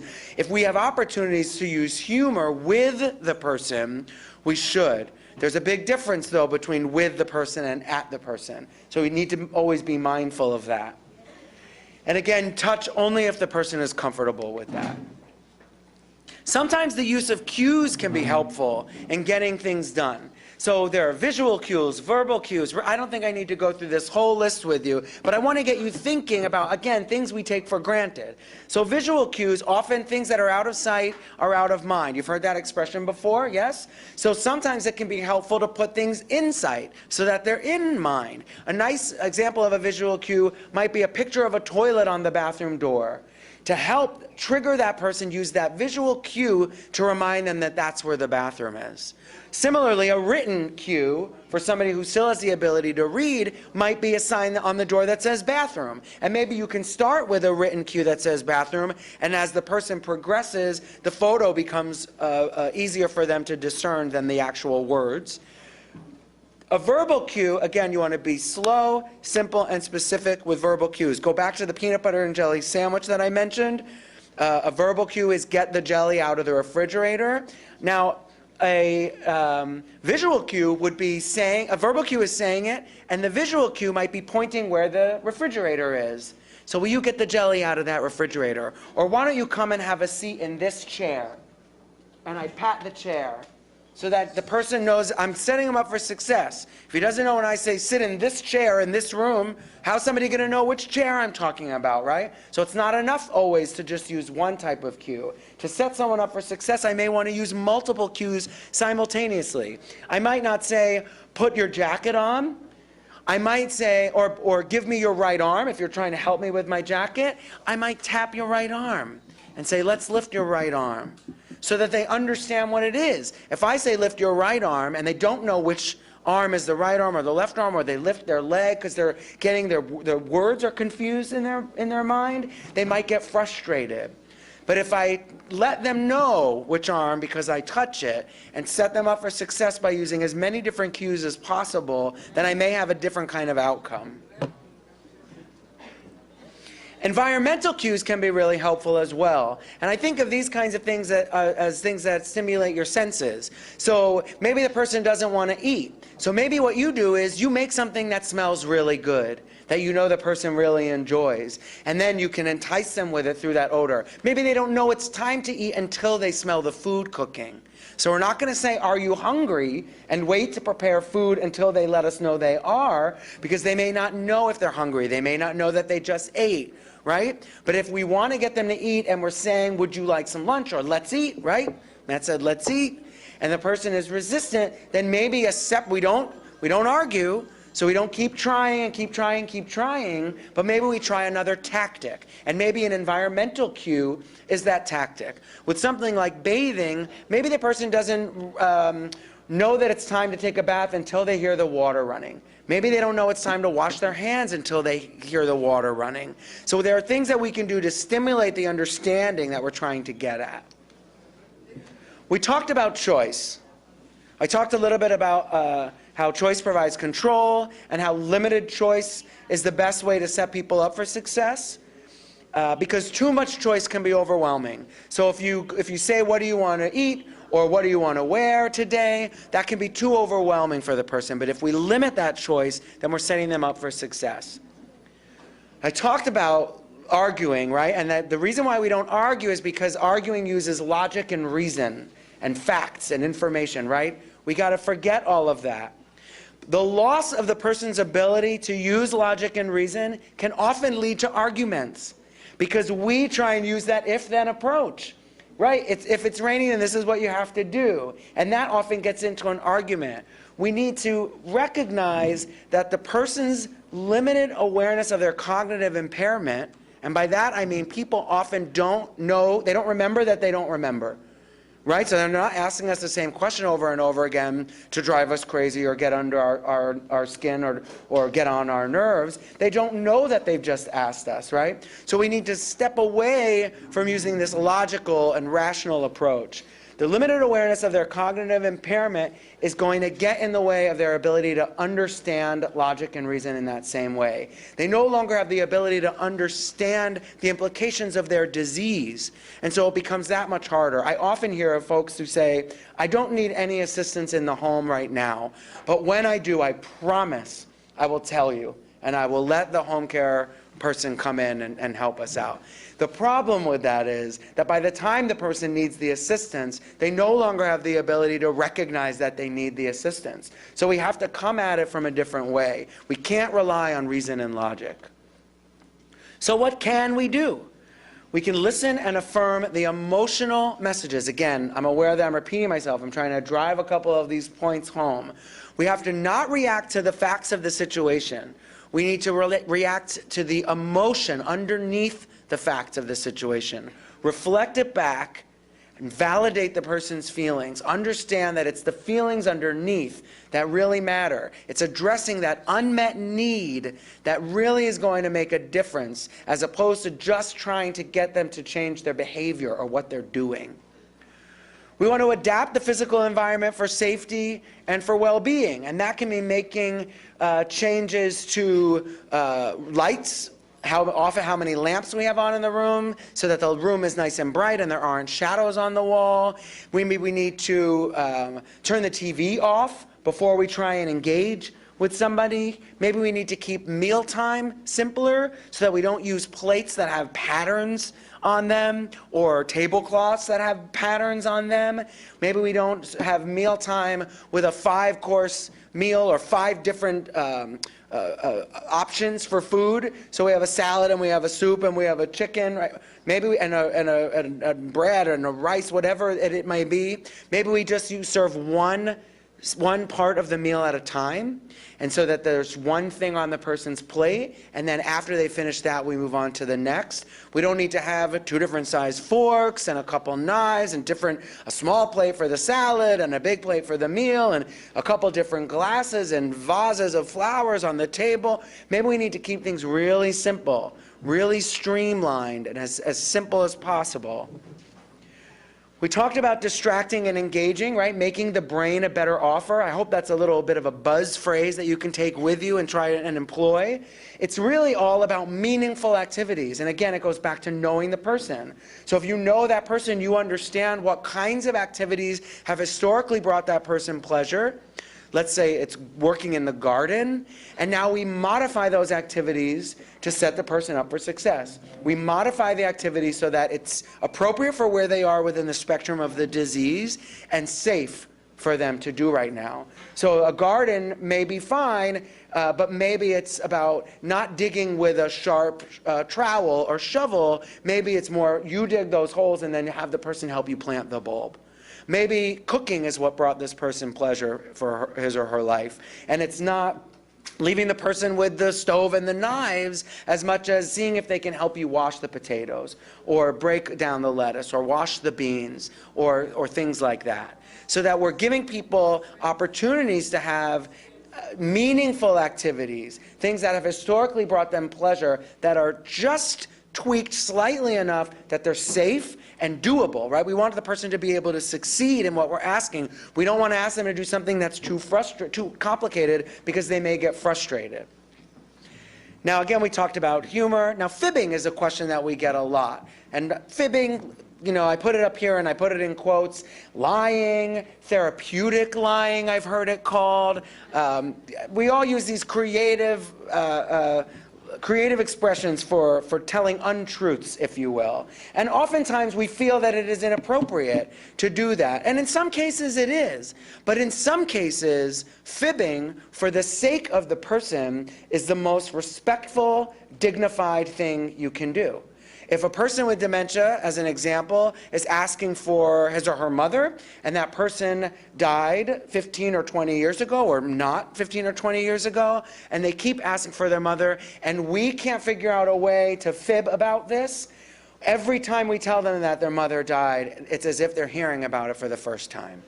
So we are literally re-traumatizing that person every time we share that information. We think we're doing right by them. We think that if I tell them this, then maybe it'll trigger something, right? And maybe they'll remember. Or we want to get them back into reality so they understand what's happened.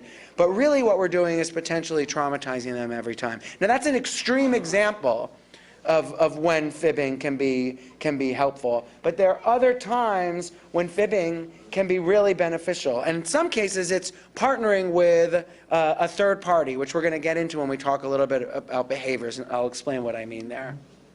Look at that. So, does any of this sound doable so far? Yeah. Does any of it sound easy? No. Good. Good. It's good that you know that. If you left and thought, oh, now we got it. Everything's going to be fine.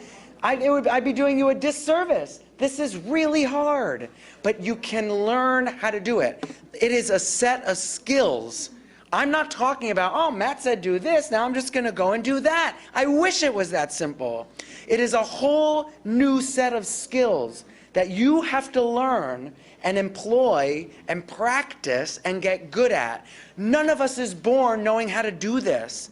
This is not how we engage with people. This is not how we would engage with each other in this room right now, is it?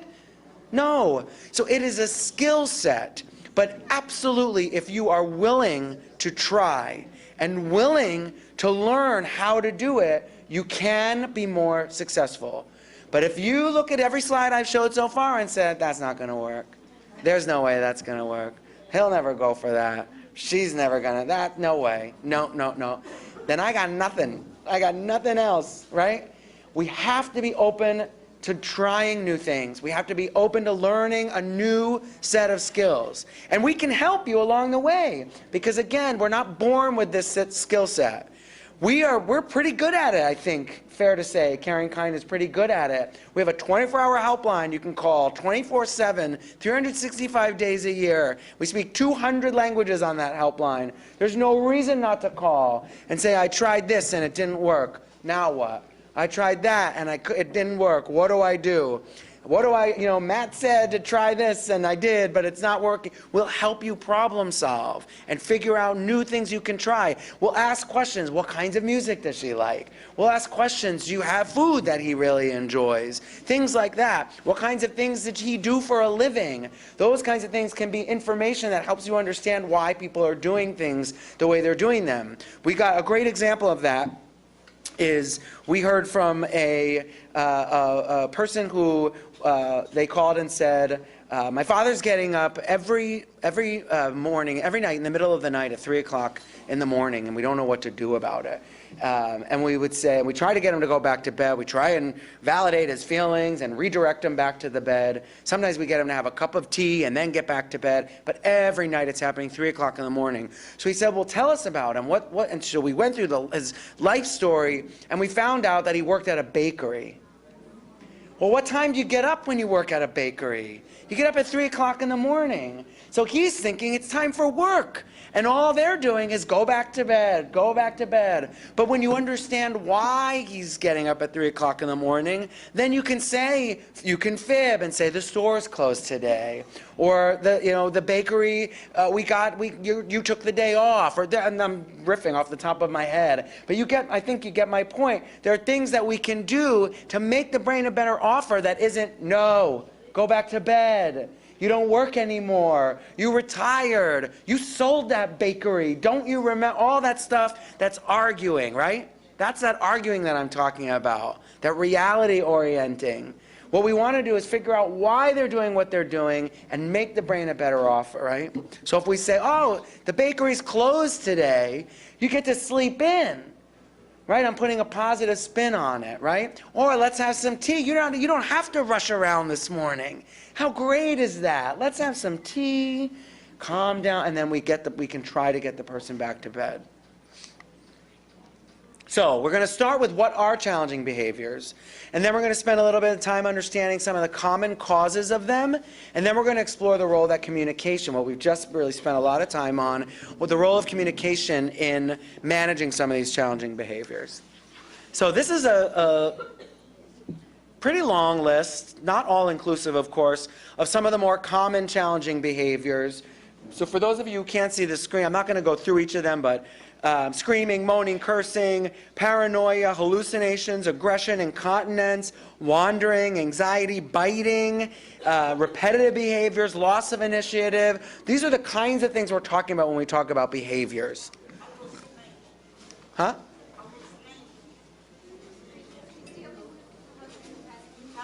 Hallucinations, thank you, sorry, yes. Yes, hallucinations can be very difficult to deal with, absolutely. So common causes of challenging behaviors.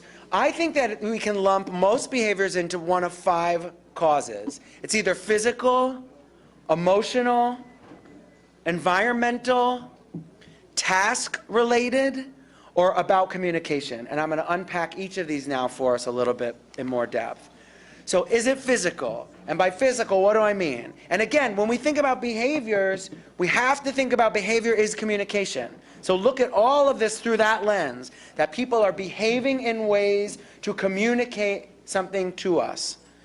So when someone is doing some of these challenging behaviors, we're looking now at some of the potential reasons why, the underneath, right? Does that make sense? Okay. So does the person need to go to the bathroom? Does their stomach hurt? Are they constipated? Do they have diarrhea? Are they in pain? Is there a headache? Is there a toothache? Are they tired? Do they have a urinary tract infection? Is there a chronic illness such as Parkinson's disease or other diseases? Is there a medication interaction that's causing a negative effect? Is there an adverse drug reaction, which are many times more likely to occur in older adults who tend to be on more medications than others? Is it hunger or thirst? Are they perhaps dehydrated? So could it be any of these things that's resulting in the screaming, the moaning, the challenging, the throwing, the biting, the scream, all of that? This is how we have to start to think about it. Is it emotional? Are they depressed? Are they feeling grief? Is it a change of the caregiver, that they don't know who this person is? They think this person is a stranger. Are they anxious? Are they bored? Are they not being engaged in meaningful activities? Are they lonely? Are they isolated? Could they be confused? Sorry? How do you calm anxiety is a question. So if you're anxious, it depends, and again, not everything I say is going to work in your specific situation, but what I would do is I would reflect, I would make sure I understood the emotion that the person was feeling, and most times people are anxious when they're feeling what? Not understood, fear, confused, worried, right. So what I would do to calm anxiety is do everything I could to reassure the person that he or she was exactly where he was supposed to be, that everything is fine, that you're all right, I love you, I'm going to take care of you, you're fine. I might, and I'm petting the table, I might, if the touch is okay, I might put my hand on the person's arm. I'm going to talk in a much quieter, slower way. You can see it in my face. This is calm. This is safety. Right here, everything's fine. That's the first thing I'm going to try. Absolutely. I see, she says to the egg, I don't want you to touch me. Get away from me. Get out of here. And then she says, you're mad at me, right? She'll say, yeah, get out of here. You know, then you're stuck. When you reflect back, you're giving her power to say, yeah, I am angry. Get out of here. Well, but then I might explore it. What things make you mad? Tell me more. What makes you? What did I do to make you mad? I'm stepping into your world. I'm stepping into your world. That's okay. The alternative is, yeah, I'm angry. I don't like you. Go away. And you're leaving. You go away. Be like, I'm mad. I get mad sometimes too. What kinds of things make you mad? Just get out of here. Where do you want me to go? I don't like you. You're not helpful. I'll do it myself. Well, if it's not working, you stop. If what you're trying isn't working, you back off. And sometimes you might even say 2 really magic words. I'm sorry. And I would physically take 2 steps back. I'm not going to do it here because I'll fall. But I would physically say, I am sorry. I'm sorry. You're mad. I am. I'm so sorry. And I'm going to leave the room. I'm going to leave the room. And then what I might do is come in with one of those tools, whether it's chocolate or a cookie or pudding or ice cream or soup or salmon or chicken or Beethoven or a prayer book or whatever it is that makes this person happy. And I'm going to make it not about me. I'm going to make your brain a better offer. I'm going to say, and I'm not going to go in and say, oh, I hope you're not still mad. And I'm not going to go in and be like, I know you're really mad at me, but look what I brought you. I'm going to go in as if that whole thing never happened. And I'm going to say, do you want one of these? I'm going to say, look what I found. I'm going to find something that smells really good, that this person loves, and bring it in and be like, ooh, do you want some chocolate cake? I'm going to do anything to make the brain a better offer. If this person is just mad, you got to figure out a way to get in there and make the brain a better. Sometimes validating can be really helpful because oftentimes people don't feel heard. So when they get mad, people walk away or they disengage, and now they get to just sit there and be mad. They don't even know why they're mad. They don't know why. Maybe they did when it first happened, but maybe they don't know now why they're mad. So they're just sitting in their madness. They're sitting in their anger. But if we don't walk away and we reflect back what they're feeling, then sometimes they really feel heard. So you're mad. So you might be maybe like, I am mad. Because it's like, finally, yeah, I'm mad. Because for so long, we've not been paying any mind to how they've been feeling. Right? All right, wait. Yes.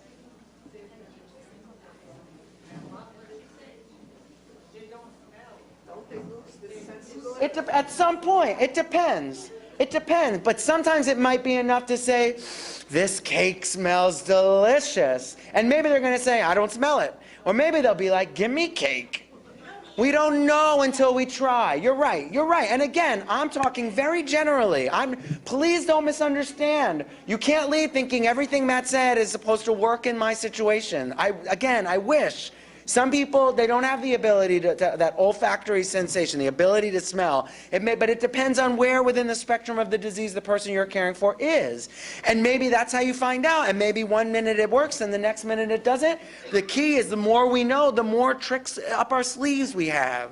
The more tools, so that if the smell doesn't work anymore, then we try something else.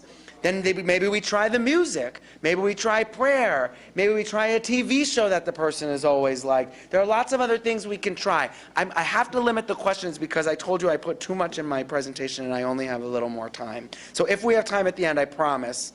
So these can be some of the emotional reasons that are resulting in those challenging behaviors, right? So if people are experiencing some of this, then they may be exhibiting the anger, the yelling, the biting, the kicking, the throwing, the mad, all of that, right?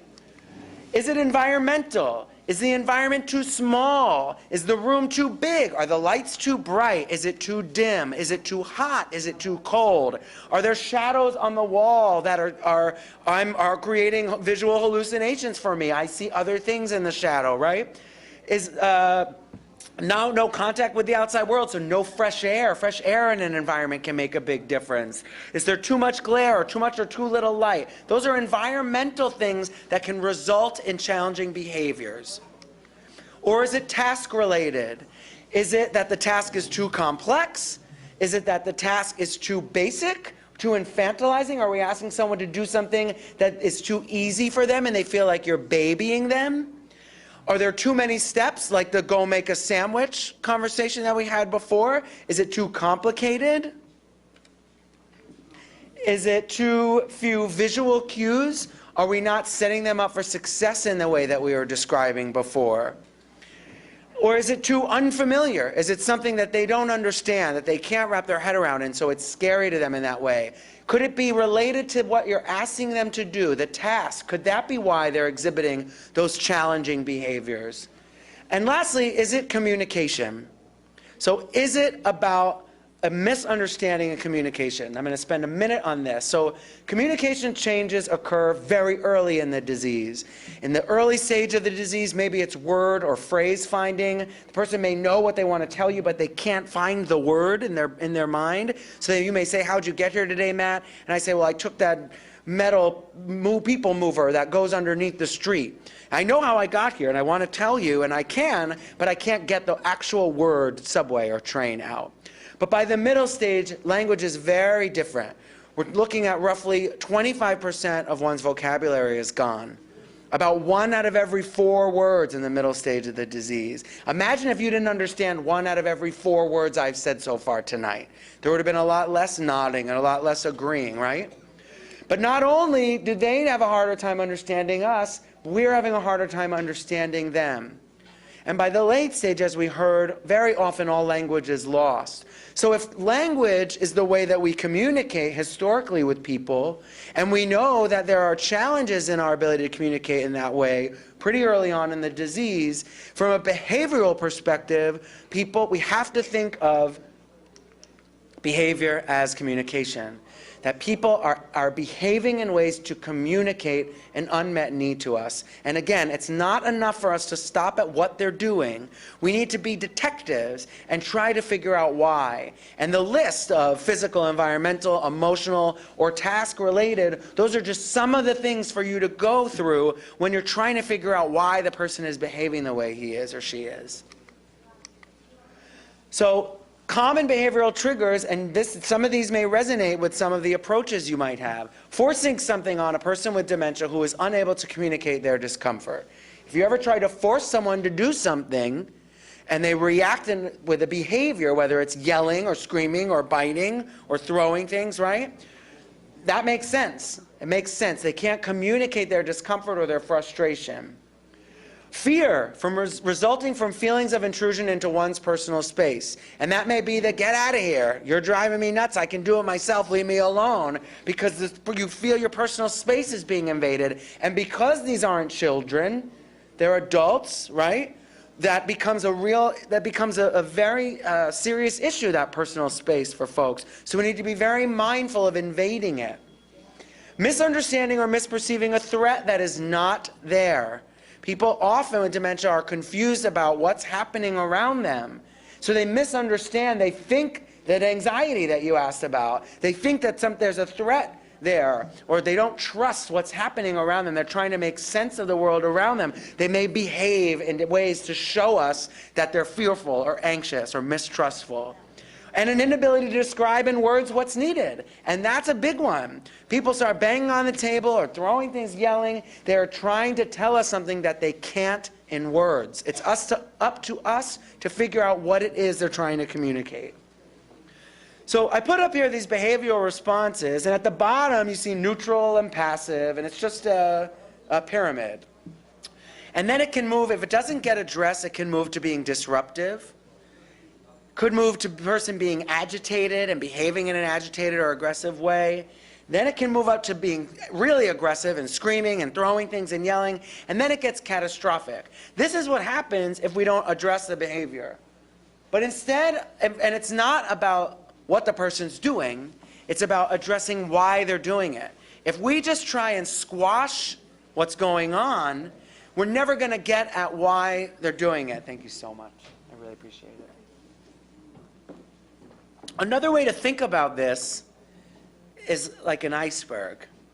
When we see an iceberg, all we see is that little bit sticking out at the top. It's very easy to forget what's going on underneath, how much ice is down there. Only a little bit of that iceberg tips up out of the water. That's the behavior, right? That's the aggression, that's the anxiety, that's the fear, that's the yelling, the screaming, the throwing, the biting, the kicking. That's the tip that we see. But there's all this stuff going on underneath. If we don't address what's underneath, then we're never going to successfully stop what's at the tip of that iceberg. Does that make sense? Okay. So how do we respond to behavioral challenges? They have to be person-centered, and that's all about knowing the individual.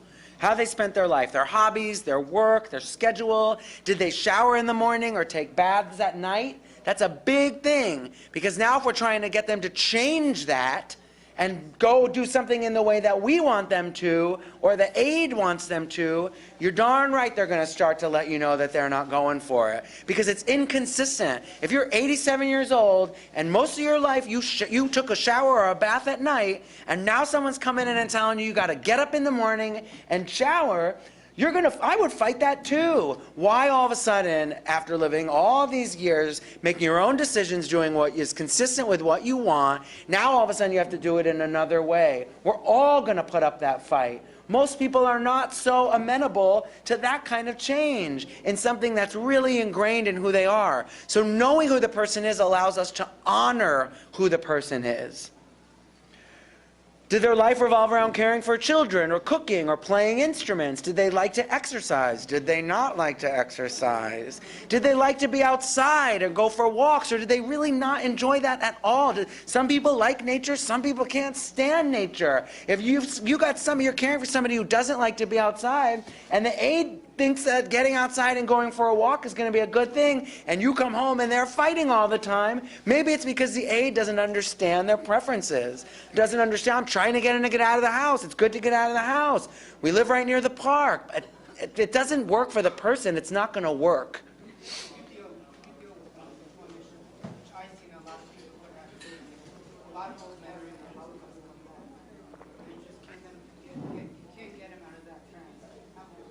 Yeah, so he's asking about people who are Holocaust survivors, and that's a very challenging issue, because often when people regress because of the disease, they revert back to childhood, which for many people is a pleasant, happy memory. Obviously, for people who are survivors of the Holocaust, that's a very different thing.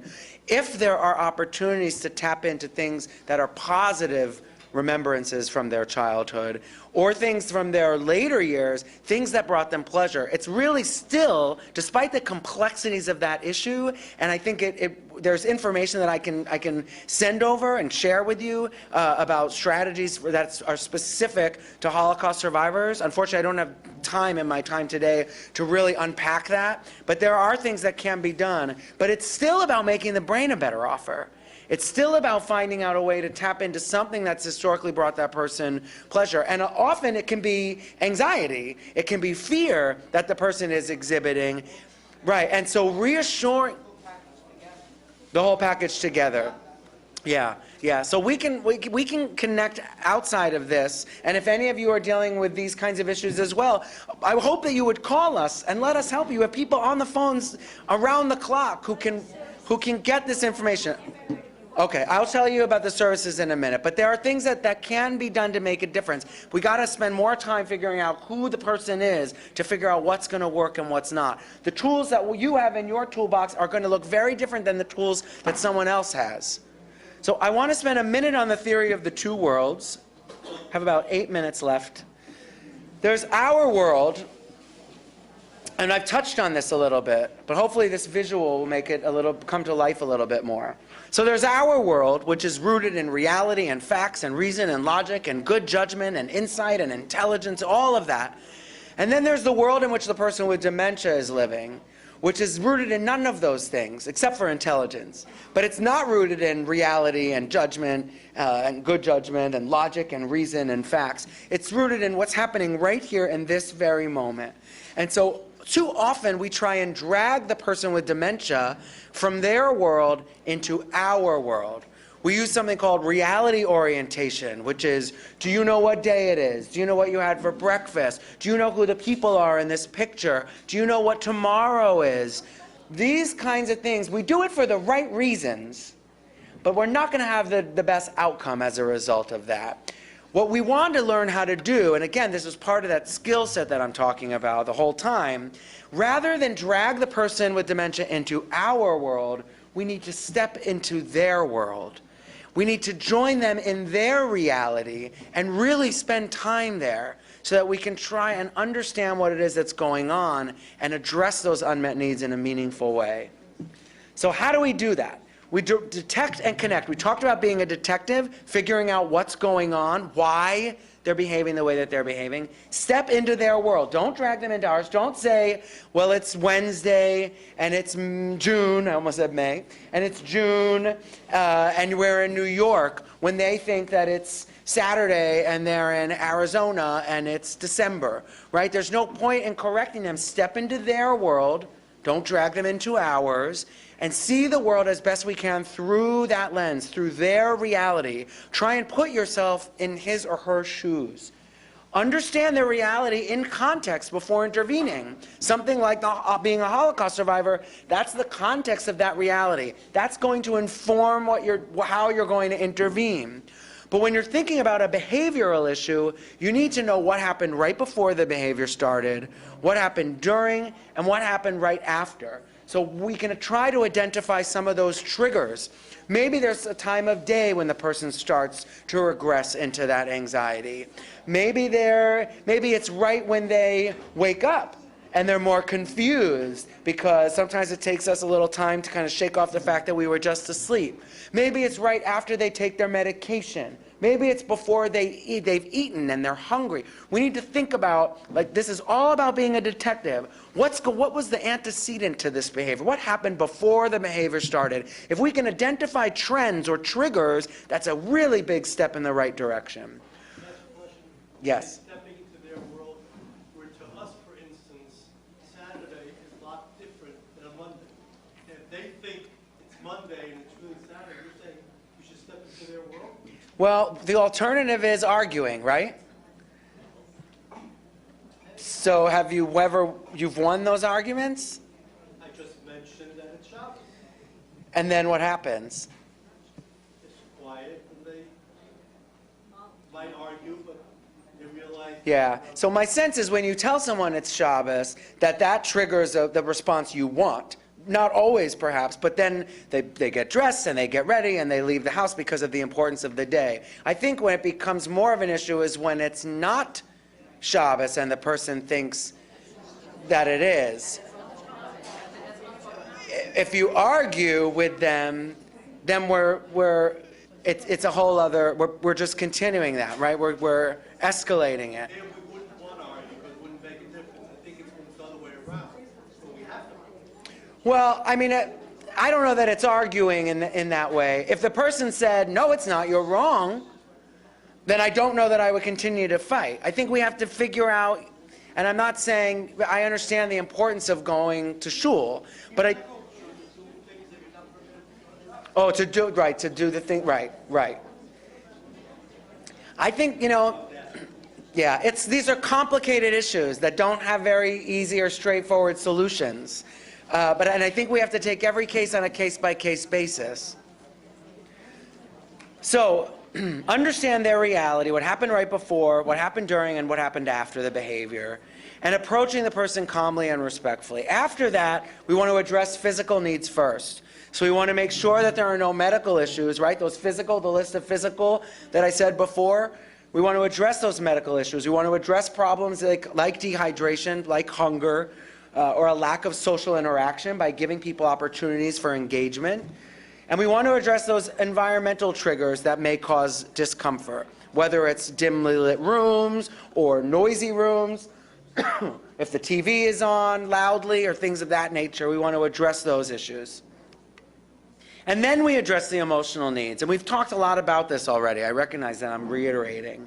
Focus on the feelings, not the facts.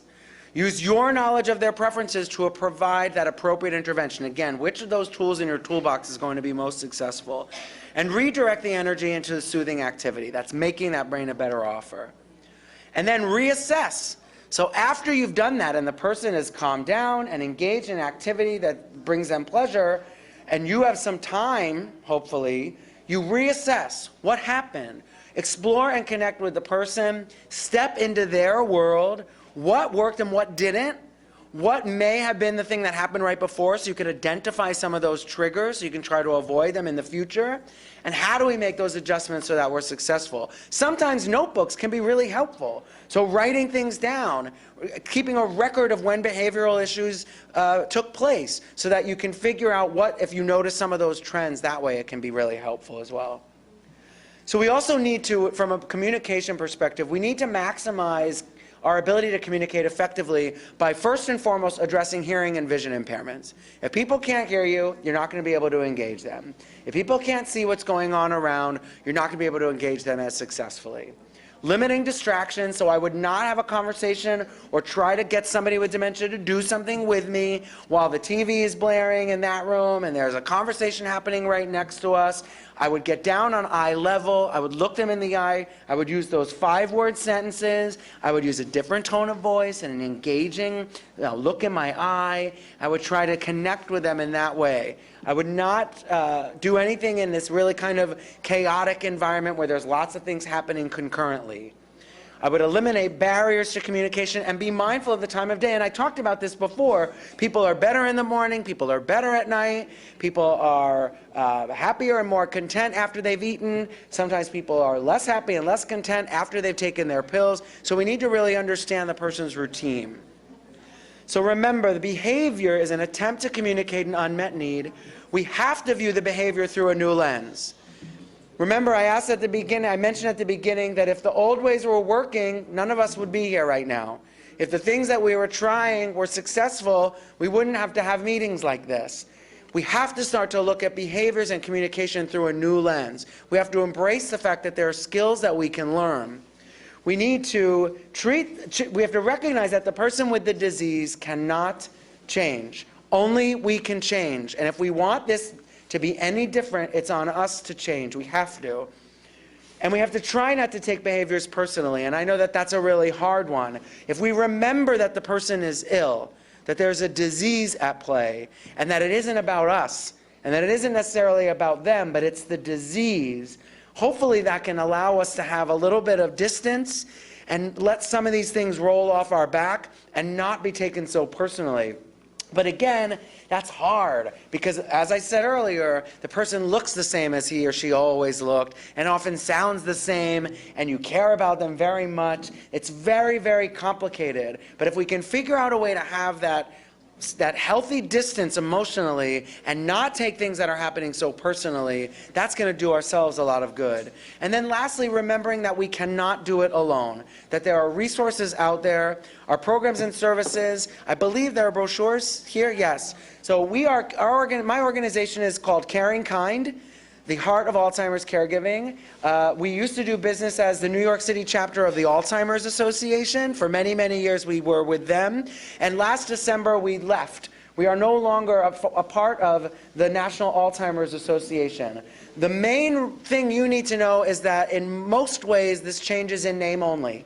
All of our programs and services still exist. All of our programs and services are still available free of charge. The biggest difference, to be honest with you, is that we get to make all the decisions now right here in New York City about programs and services and support and care for people living here in New York City. And had we stayed, those decisions would be made by people in Chicago. And the other difference is that 100% of donations that we receive, and we're a nonprofit organization, every penny given to us stays right here in New York City and is reinvested back into programs and support for people here in New York. When we were with the national organization, some of that money actually went to the national organization in Chicago. So that's a big boon for us here in New York. Our programs and services include that 24-hour helpline, available 24/7, 365 days a year in 200 languages. It's the only number you need to connect with us. Are they coming over to help? The helpline provides you with information, education, and support, connecting you to local resources that can come over to help. We also have social work services. Don't leave before you hear the best parts. We have social work services. We don't come to the house. In some cases, we're able to meet you in partner organizations, but most of the work, in truth, is done over the telephone, and that's actually easier. I often hear, "Don't come over. I have to clean if you're going to come over, and then make something for you to eat. Don't come over. Help me on the phone. It's fine." So we have social work services available free of charge. You can get connected. We can help you deal with the emotional impact of seeing someone you care about declining. We can help you put a care plan in place. Because oftentimes people say, "I know there's probably 100 things that I'm supposed to do, but I have no idea what I'm supposed to do when and in what order and how and all of that." We can help you develop that plan. We can help you put that plan in place, and then we can help you navigate some of those waters when barriers come up and it becomes really difficult. We have support groups. We have about 100 groups taking place in all 5 boroughs. They meet all of the time. There is nothing more valuable than when you're talking about what you're going through and seeing people nod because they understand. If you looked around tonight, you probably saw a lot of that. Support groups truly save lives. We also have education and training programs. They are robust. We are doing our best to bring them back out here. I've been given a mandate by Robert. I promise you we're doing the best that we can to bring the family caregiver workshops back out. But we also have a lot of other education and training opportunities. These workshops still exist. They're still happening at our office in Midtown, but we can get there. Hopefully we can get there. One sec. We also have, and we have a lot of other trainings and education meetings. I'm not going to go through them in the interest of time, but I hope that you'll take one of these brochures with you. And then we also have a Wanderer Safety Program, formerly known as Medical Alert Safe Return. This is Medical Alert New York City Wanderer Safety Program. It's the same program with the same partnership with Medical Alert. The name changed because we're no longer a part of the Alzheimer's Association. So if you're enrolled in that program, that's fine. If you're not enrolled in that program, it's still free. There's a fee actually, but we have scholarships available for people who are not able to pay. This program helps to identify and return home safely people who have wandered and are missing as a result of dementia. This program, there are about 360 missing person cases of people with cognitive impairment every year in New York City. This no-tech program, it's not GPS enabled, has a 99% effectiveness rating here in New York City. There's no reason why you should not be enrolled in that program. And then the rest I'm going to let you read about on your own. So I thank you so much for your attention tonight. Thanks. Thank you. Thank you. Thank you.